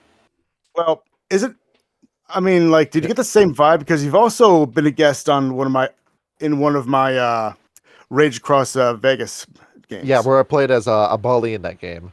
Yeah, and Kyle's too chicken shit to make the Bali playable in his game. No, I'm not letting you do that. Yes, like, the same. I wouldn't do it. It's also because I don't feel like dealing with Bali stat blocks. It's just Daimonian, and it doesn't get broken until level 3. I mean, I did kind of make it so that your actions did kind of bite you in the ass. Right, because I got slapped with a debt for using my power. And it makes sense. Given the demon I chose to be the patron after all. But you go through a very slow pace, and Greed also runs the games at a slow pace as well. Where both of you go for a game where you try making immersive sims rather than action movies like I do, or adventure games like Kyle does. I don't want to. I wanted to go by the player's pace because I think I want to give them room to actually soak it in. And sometimes it'll actually go quick because the players want to go quick, and I just adapt with that. And I try not to plan too far ahead, and I don't always, and sometimes I don't always plan it enough because I'm hoping that there's going to be something that the players will do that will actually lead me to plan for the next game. But I mean, sometimes it works, sometimes it doesn't. That you're waiting for us to do a bunch of interactions between our characters. Well, there's not. Well, yeah, because and I'm learning my lesson that that's not all. That's especially new players. You do have to do a bit of railroading with new players. Oh yeah. Yeah, you got to get them on the right track. And because some of them are just always there, just like, what do we do? And some of them just don't know how to actually put themselves in a position like where they can imagine themselves being that person in that situation and figuring out what to do. Because they still have that like video game kind of mentality of what to do and who to talk to. Where the game that has permanently influenced the way that I design games is usually this question ends with Lisa the Painful, Kyle. But Deus Ex was a game I was going to bring up this time. Really? Do you remember Liberty Island? That's like this. That's like the start of the game. You just go there. That is the hostage situation. One of the best piece of game design you've ever seen, right? Yes, it's incredible. War Inspector knocked it out of the park. How many different ways can you solve Liberty Island? Geez, it's been a minute since I played Deus Ex again. But you can go in with the trigger gun. You can go with the sniper rifle. Yes. You go give me the GEP gun, and then you get the GEP gun. But then you don't actually need to use any of the buckets of the GEP gun, and you can just hang on to the GEP gun until later in the game, and that's the big brain move. Or you can just do what I did and just rely on the sniper rifle for the entire game. But there's that underwater section of Liberty Island. There's the guy that you talk to in the fishing building. There's all the different ways you can break into Ellis Island and get to the Statue of Liberty. Oh, yeah. And then you can decide, do you want to go after Gunther first, or do you want to go after the rebel leader first? And there were all these different things around it. And how much more interesting was Deus Ex? Because it started you in Liberty Island instead of the UNETCO facility. It's good to have a start in media res, especially when you really want to like sell the action. I did that in my book actually, and you know, some of my friends were messaging me when they started reading, like, "Did I miss something?" And I'm like, "Nope, you are in the middle of it. This is where you start." I didn't do it with Mage 1936, but that one would have been hard to do it with. With Rage Across New York, I tried getting through the introduction as quick as I could before I put you into combat, because I immediately wanted to see how combat worked with Werewolf. But with Disco by Night, I hit the ground running because that was the awakening of Victor Northwoods. That game began with him awakening from after being turned into a Zamichi, and then you immediately had to work with the Zamichi that's about to go into his first frenzy. Or with the Hunter game, where the first session was Larry Cooper's home invasion. I always try to get get in the ground and get the going immediately when we run a game. Now Dan's the opposite of that, because Dan wants to establish the setting, the characters, the stake, and the tone first, then goes into that. And there's nothing necessarily wrong with that. Well, kind of like I always like to start a story with the word "is." Yes. Really. Like I don't know, like I always want to start it as if it's like cut right in between something. Like I actually wrote like a short story when I was in school, and it was actually happened in real life too, where like the story starts off with the words "shut the fuck up," said Kyle as he pointed the gun in my face. Right. Hey, Dan. And one of the hardest things to do when it comes to writing stories is you want to make a first line that immediately gets your audience's attention. Exactly. Like you have to sell it on the first episode, on the first line, and like I know you guys weren't there, but like when I was running one of my Rage Across Vegas games, it actually started off with like in a train actually. And the train exploded, and that's when they had their first change, was in the middle of this train exploding, and there were Ferrari that they had to fight on a runaway train. You were immediately put face to face with that. Yeah. Where something that always scene that will be in my mind until the day I die is the first level of Uncharted 2. The whole you know what I'm talking about, right, Kyle? Where Nathan Drake wakes up on the train that's hanging by the edge of the mountain. Yes. Yes. Just what a perfect way to start an adventure game. You're like, you're like, okay, Nathan Drake, we're waking up on a train. Oh my God, the train's hanging off the side of a mountain. How the fuck did we get here? We need to get off this train. And it's about to snap off, and you have to get off of it, and that's the first thing you do. Exactly. Where, Dan, you weren't there for the first session of Wraith we were doing, but the first thing we did was our new player, Michael. The first thing I had him do was crawl off a crypt on his broken ribs. Nice. First action game. That reminds me of like how we got started in Rage Across Russia. The game started at the end. We had just gotten betrayed. Baria came in, killed all of us. I was riddled with bullets. What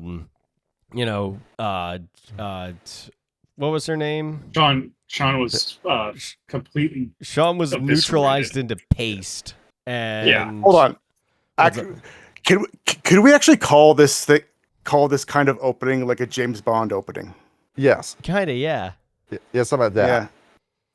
Where you want to go with a thing like that, where when it comes to D&D games that I've left after one session, it's one of those, you begin at a tavern and we have to introduce every character one by one, and I don't want to do this. Yep.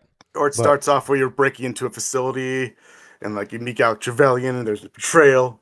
Oh yeah, absolutely. Yep. When you immediately hit the ground running and then you have do the introductions when you finally have everybody's attention, you start settling down, and then you lay out what the story is. Yep. Yeah, I love that. Like, I love that way. I mean, you were going in that direction with I never got to name the Rat King character, but when he wakes up in a pile of dead bodies in a Pentex facility, and then I have to go around, individually find my weapons, find my clothes, and then find a way out of the facility. That it felt like I was playing a puzzle game. Yeah, it feels like a stealth game. It's like all three of the first Sly Cooper games start out like that. You start out in the first Sly Cooper game breaking into Interpol to find out, the whereabouts of the Fiendish Five, and second game you're breaking into the Egyptian Museum to find the clockwork parts. The third game, it's been forever since I've played the third game. I know it does start on a heist, however. And then you mean Dimitri, and he's the best damn character in that game. Yes. He's much better in the third game than he is in the first. The second game. The second game is kind of like whatever, but the third game he's like, okay, this is bro. He comes back with a vengeance. Yes, he does, but he's actually like a good character in the third game. I've never played any of these games. Highly recommend the Sly Cooper trilogy. Like all these references you bring up. Like all these references you've been like talking about, like I've just been like nodding. Yes. Dan, Deus Ex is on Steam. I know you're a PC gamer. Go ahead and get Deus Ex. I don't like those like storyboard games. It's just like. Oh no, this is an immersive sim. It's this a is stealth one of those, action immersive sim. Like cerebral game. It is perhaps one of the greatest stealth action games ever made. It is up there with Thief the Dark Project and like Splinter Cell Chaos Theory. BioShock. Okay. All right. Not to twist your arm or anything. I mean, like, it's hard. Sorry. Go ahead. Are you still thinking about running Rage Across the Amazon, or did you have something else in mind? No, like, in hindsight, I don't think I actually kind of liked the book Rage Across Amazon because it was very war combat heavy. Oh, it's definitely inspired by stuff like Platoon and Saving Private Ryan and Full Metal Jacket. Yeah, exactly. It's that whole like Vietnam only one kind of story you can tell in that. Or Apocalypse Now, that kind of thing. Oh, yeah. And I mean, I think I did manage to make it so that it wasn't very war-like, but like that there was other things involved as well. Like I think I at least tried, but you saw how Rapper built his wolf, and you saw how Greed built his wolf, and like I could have adapted to that. I think it's just more of a. I think it's also limitations, like because like I liked how like there was different Karens and that there actually was a goal for each of the Karens. So I think Rage Across Amazon is great for beginners if I was going to be running a game with newcomers. Right. But we didn't have a lot of newcomers, so I'm thinking maybe if I ran like I think you guys would have been perfect for Rage Across Vegas, but I mean, I've run that so many times that I'm just like, You're just kind of whatever about it now. Like now I'm thinking about running a Wild West game, like a Rage Across the West. Oh, dude, playing an Iron Rider would be so much fun. That doesn't sound. Return to Crow. You were also thinking about bringing the Croton back for that game, weren't you? Yeah, like I'm not sure how I'm going to do it, but I really do want to give it a try. Like maybe like the mages solve the consumption worm issue, which is what they should have gotten them to do in the first place. I was thinking more of just like an alternate timeline where instead of the Croatan sacrificing themselves, like maybe the it ends up being the Wendigo or something like that. No.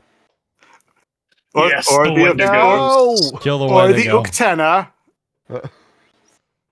Nah, it's gonna be full. I mean, Wendigo. what do the Wendigo even do? You know, what I mean, They they just They squat. sit in their fucking ice fortress and do fucking nothing.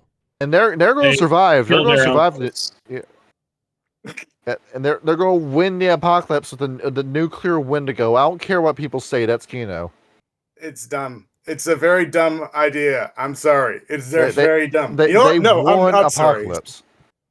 No, they don't have any means of actually launching nuclear codes. They And stepped sideways into the Umbra and talked to the missile to launch itself. do you know how they actually have the nuclear codes in the United States? On a What they do- football. No, actually, they have one volunteer actually have it surgically implanted onto his body, and if the time comes where the president actually has to launch the nuclear codes, he literally has to actually kill the person in order to actually get access to the launch codes. What was this? The Chinese triads? But the Well, Chinese triads, we tattooed the names of all of our members on the back of a woman, and then we sacrifice her. It's like a kind of a precaution of like for the president to actually be looking down the barrel of his gun and like having to double think to himself, are you sure this is what you want to do, like kind of thing. So we brought in all these Nazis after Operation Paperclip, and we copied their tactics with the blood and soil. Well, this is also just a rumor of how they actually work. But I mean, if this was a World of Darkness game, that's how I would have actually run it. well, of course, Marcus Vattel already has all the codes. Yeah, They would yeah. how? Nuclear La Sombra, Kyle. Or at least he thinks he has all the codes. Yeah. But, La Sombra's depressed. He wouldn't nuke the world. No, this is the La Sombra, Kyle. Just wait until we start talking about DC by night. You're gonna love Marcus Vattel. Marcus Vattel is he's in the top 10 worst people morally in World Darkness. That is saying something. Yes. It's La Sombra too. It's crazy. Just imagine this, Kyle, just to give you an idea of what he's like. You remember Joshua Graham in Fallout New Vegas? We can't expect God to do all the work. Now imagine Joshua Graham after he goes through Joshua Graham's backstory, but he turns evil instead. So he genocides Zion himself. He fucking snaps, yes. And so that's the he first became thing the he does. fire is what happened. That's the first thing he does. What he does after that is much worse. Oh boy. Yeah. apparently he has DC on lockdown whenever a new kindred come into the city. Oh yeah, you cannot get into Washington DC without him knowing. Oh yeah. And it's so I'll let you save that for that video. So, he's a very fun character to talk about. Do we have any other questions for Dan? We've been recording for 2 hours. I don't. I mean, I could talk about other things like. Do you want to see Morgana's playlist? Yeah, let's see Morgana's playlist. Send it to us. It's actually not very long. There's only like 3 songs. That's fair. I'll have to spam you with all the character playlists I've made on Spotify. Let's see. We have In Darkness by Illumishade. Never heard of that. Well, they're actually a new band. I saw them recently when I went to a Korplakani show, and they fucking blew the. Oh man, they blew the roof off. Like I was like, you're jamming. Like them and the Visions of Atlantis. Those are the 2 openers, and they honestly played better than Korplakani. Like I'm surprised. I hate surprised to hear that. Granted, I don't know much about Korplakani. I know Jägermeister because whenever we go party with my roommate's younger brother, Jägermeister always shows up and then they always play Jägermeister when we're drinking it. Oh yeah, they have a song. They have tequila is a song, vodka's a song, beer is a song. I don't drink Jägermeister anymore. It causes property damage. Oh my god! Like, that brings it back to me and my buddy. We were playing Magic, but we were playing with shots. So every time we took a hit, every time we took a hit, we would take a shot, and we had this bottle of Jaeger. Oh Jesus in my basement. Christ! You were probably wrecked after that, dude. Holy shit! Oh man, that's trash. When you're just drinking nothing but Jaeger, you puke out just a black liquid. Oh yeah, it's like you've got worms and fucking werewolf is what you've got, dude. Oh, yeah. Oh man. But yeah, so we have In Darkness by Nuwisha. We have White as Snow by Haste to the Day. Right. And we have Love You More by Celine Dion. Really? That's a pick. Hey man, if you ever do visit Quebec, never diss Celine Dion. No, I imagine I'll get flagellated in the street. She is a beloved treasure in Quebec. Yeah, probably. My heart will go on. When the Quebecois finally secede from the Union, they're going to take her with them. Well, we are tired of all your Canadian British lapels. How much of the Canada's welfare goes to Quebec specifically? Welfare? Or that's 75%. Jesus Christ. I mean, yeah. Well, so okay, first of all, I'm not sure what you mean by welfare, but I do know that government support. GDP. Yeah. The GDP, like everything that Alberta makes, I'm pretty sure it must be it's over 50%. I wouldn't be surprised if it was like 75 that where it all goes to Quebec, but I don't know. Quebec definitely receives the most income when they are dividing the GDP between all the other provinces. Nice. And they get all this money, and they want us to secede from the Union, and we say, well, go ahead and do it. Let's see you make it on your own. Well, we call it the Confederacy. Exactly. They're your Southerners, right? Yeah. Well, no, that's the thing. Canada Confederacy is just the unity of all the provinces. That's what we just call it. Gotcha. And they want to back out of the Confederacy, but they just want to take all of our money with them first, and they want to keep our currency, and they want to, they just want to keep us giving them stuff. A French Canadian rise again. Now, you also you've been to Prince Edward Island before, right? Oh, my grandparents lived there, and so did my aunt and uncle. Oh, nice. And this is the island that China is obsessed with. China, but also mostly Japan, actually, because for some reason the book Anne of Green Gables is huge in Asia. I don't know why that book specifically. And there's a whole mystery anime made about Anne of Green Gables and everything. And there's actually more than one too. There's more than one. I remember John Panetta. Go ahead. There's more than one cartoon. There's more than one musical, like a TV show. And everybody wants to go to Prince Edward Island if they live in Asia. Apparently, it's just a place to be. I just remember the John Panette bit about Prince Edward Island. He's like, it's a beautiful island. If you want to know where it's at the end. You keep going north, and then you stop. And the main drag is 5 Anna Green Gables bookshops. And there's only one bridge, the Confederation Bridge, that connects Prince Edward Island to the rest of Canada. Yep. And it's and it was only actually recently finished around back in the late 90s, because before then we actually had to travel there by ferry. Really? And in fact, I remember the times when we had back when we were living in the States and we would go up to visit family in the summer. We went to Prince Edward Island. I think it was two occasions where where our family had to take a ferry, and to actually get to the island. Yeah, should we cancel the Philadelphia plan and just go to New Brunswick instead? I don't know. I've actually never been to Philly, so I'm okay to go to Philly. We go to New Brunswick and nobody ever finds us again because the forest is just so damn thick in that Providence. I'm just gonna get lost Well, in the forest. Ryan can hunt for us. He knows. I mean, like, hunt. well, once that check comes in, like, I'm waiting for like a government check to come back to me, but like, I do want, something like that. But I do want to make a trip to DC because what I think you're looking for JoJo Johnny is why. Let me know the day we'll go fucking partying, dog.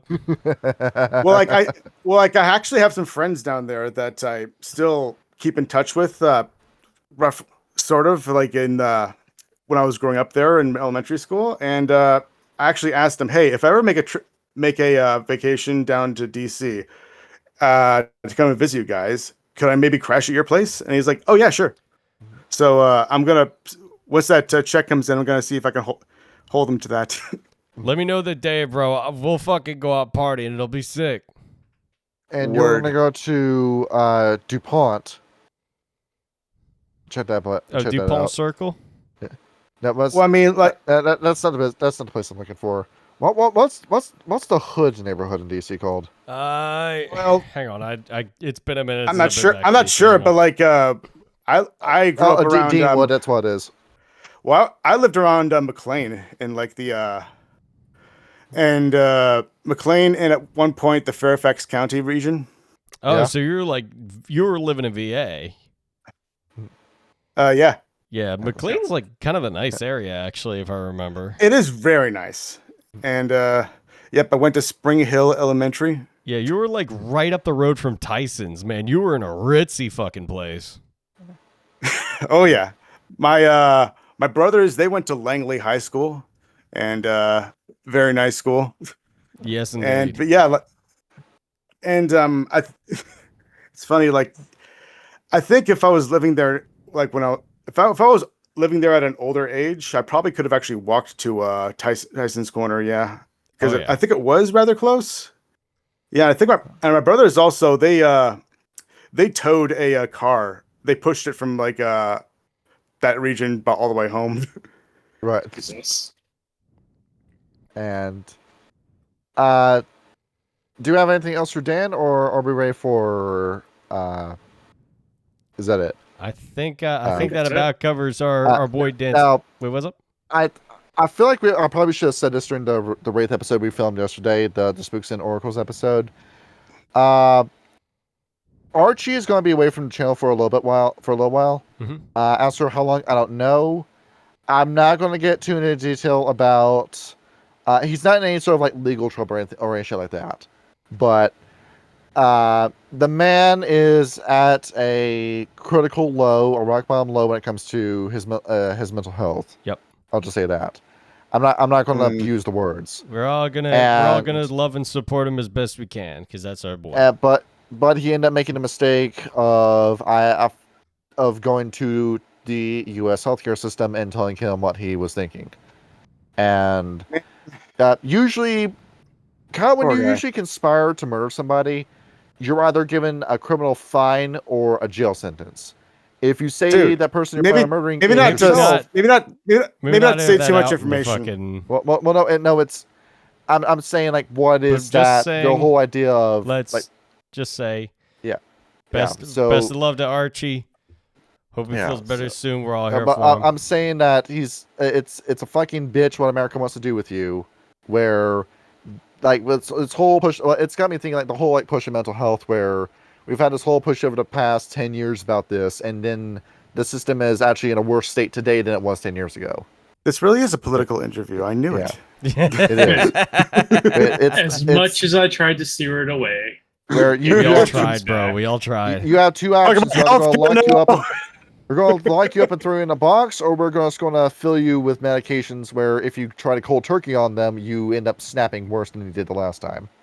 So, like, do you have this, like, pent-up anger for Canada, but, like, you're kind of frustrated because I also have pent-up anger for Canada, and you don't know who to rip on? Archie's American. Yeah.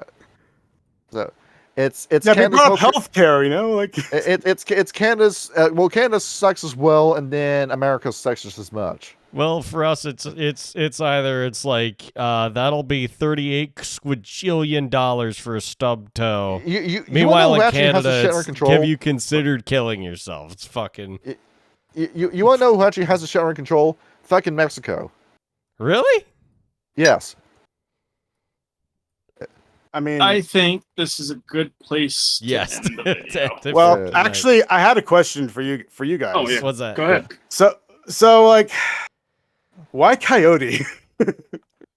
What do you mean by coyote? Like why am I like of all people the Nuwisha as opposed to like? Because you love the Nuwisha. You're the number one Nuwisha stand in the server. I mean, I don't think I'm the only number one Nuwisha guy, but I mean, like. But you were the first Nuwisha guy, so you have the honor of carrying the title. I guess so. I mean, like you immediately ran to do the Nuwisha episode with us. Yeah, I mean, like, you know, I'm not regretting it. Like, I'll wear it, sure, yeah, like, because I've always grown up like I like to surprise people. Yeah. Like, yeah, I like that. You're always talking about how you're looking for the Roadrunner. Yeah. I got that one. Yeah. Well, I can't be persistent. I mean, like, yes. Because it's because the funny thing is that like I kind of, in terms of like animals, I've always actually associated myself with like a lion because it's part of my family crest, and you know, being of a Scottish heritage. Mm-hmm. Anyway. All the European lands are dead, and you don't want to be a Simba. His last name is Murphy, Scottish so of as course well. he's got to be Scotch. That's actually not my real last name. Oh, okay. Could have fooled me, bro. There. Yes. Like, I'm not. I could tell you my last name, but then people will know who I actually really am. I wouldn't. Yeah, That's fair. I've already fucked myself by putting my last name on the books. The so. docks. Yeah. Every single holiday you get in the docks. Well, hear this. I'll type out my last name, and then you guys will see it, and you guys will laugh. Here comes the epic docs, everybody. You Yes, sit around for this fucking episode to get a docs. I am so sorry, Dan. Jesus. I'm not gonna say anything else, but I'm sorry, Yes. bro. I feel bad. Yeah. Yeah. And that'll never be said again. No, So- but I will keep my goddamn mouth shut. Your last name is Murphy. Cool. So, also, and this was a question that I asked before you guys got onto the server. Do you guys want to hear a riddle? Oh, gee, Don't yes. tell us. Please, somebody help me out with this riddle because I'm so bad at riddles. Okay, so what walks around in a red suit in the morning, a black suit during the day, and a blue suit at night? Toreador. Or it's actually more of who walks around in a Santa red Claus. suit. Yeah, Santa Claus. Santa Claus. He doesn't wear black during the day. That we know of. Yeah, he wears black during the day. Does he? Yeah, it's red in the morning, black in the day, blue at night. Okay. Honestly, I have no idea. I was hoping for a pun. Well, I had the clue was that it's kind of based off of the Sphinx's riddle, right? So it's like kind of more of a time. Yeah. Yeah, so in reality, it's more of who walks around in a red suit at the age of 3, a black suit at the age of 12, and a blue suit at the age of 25 and up.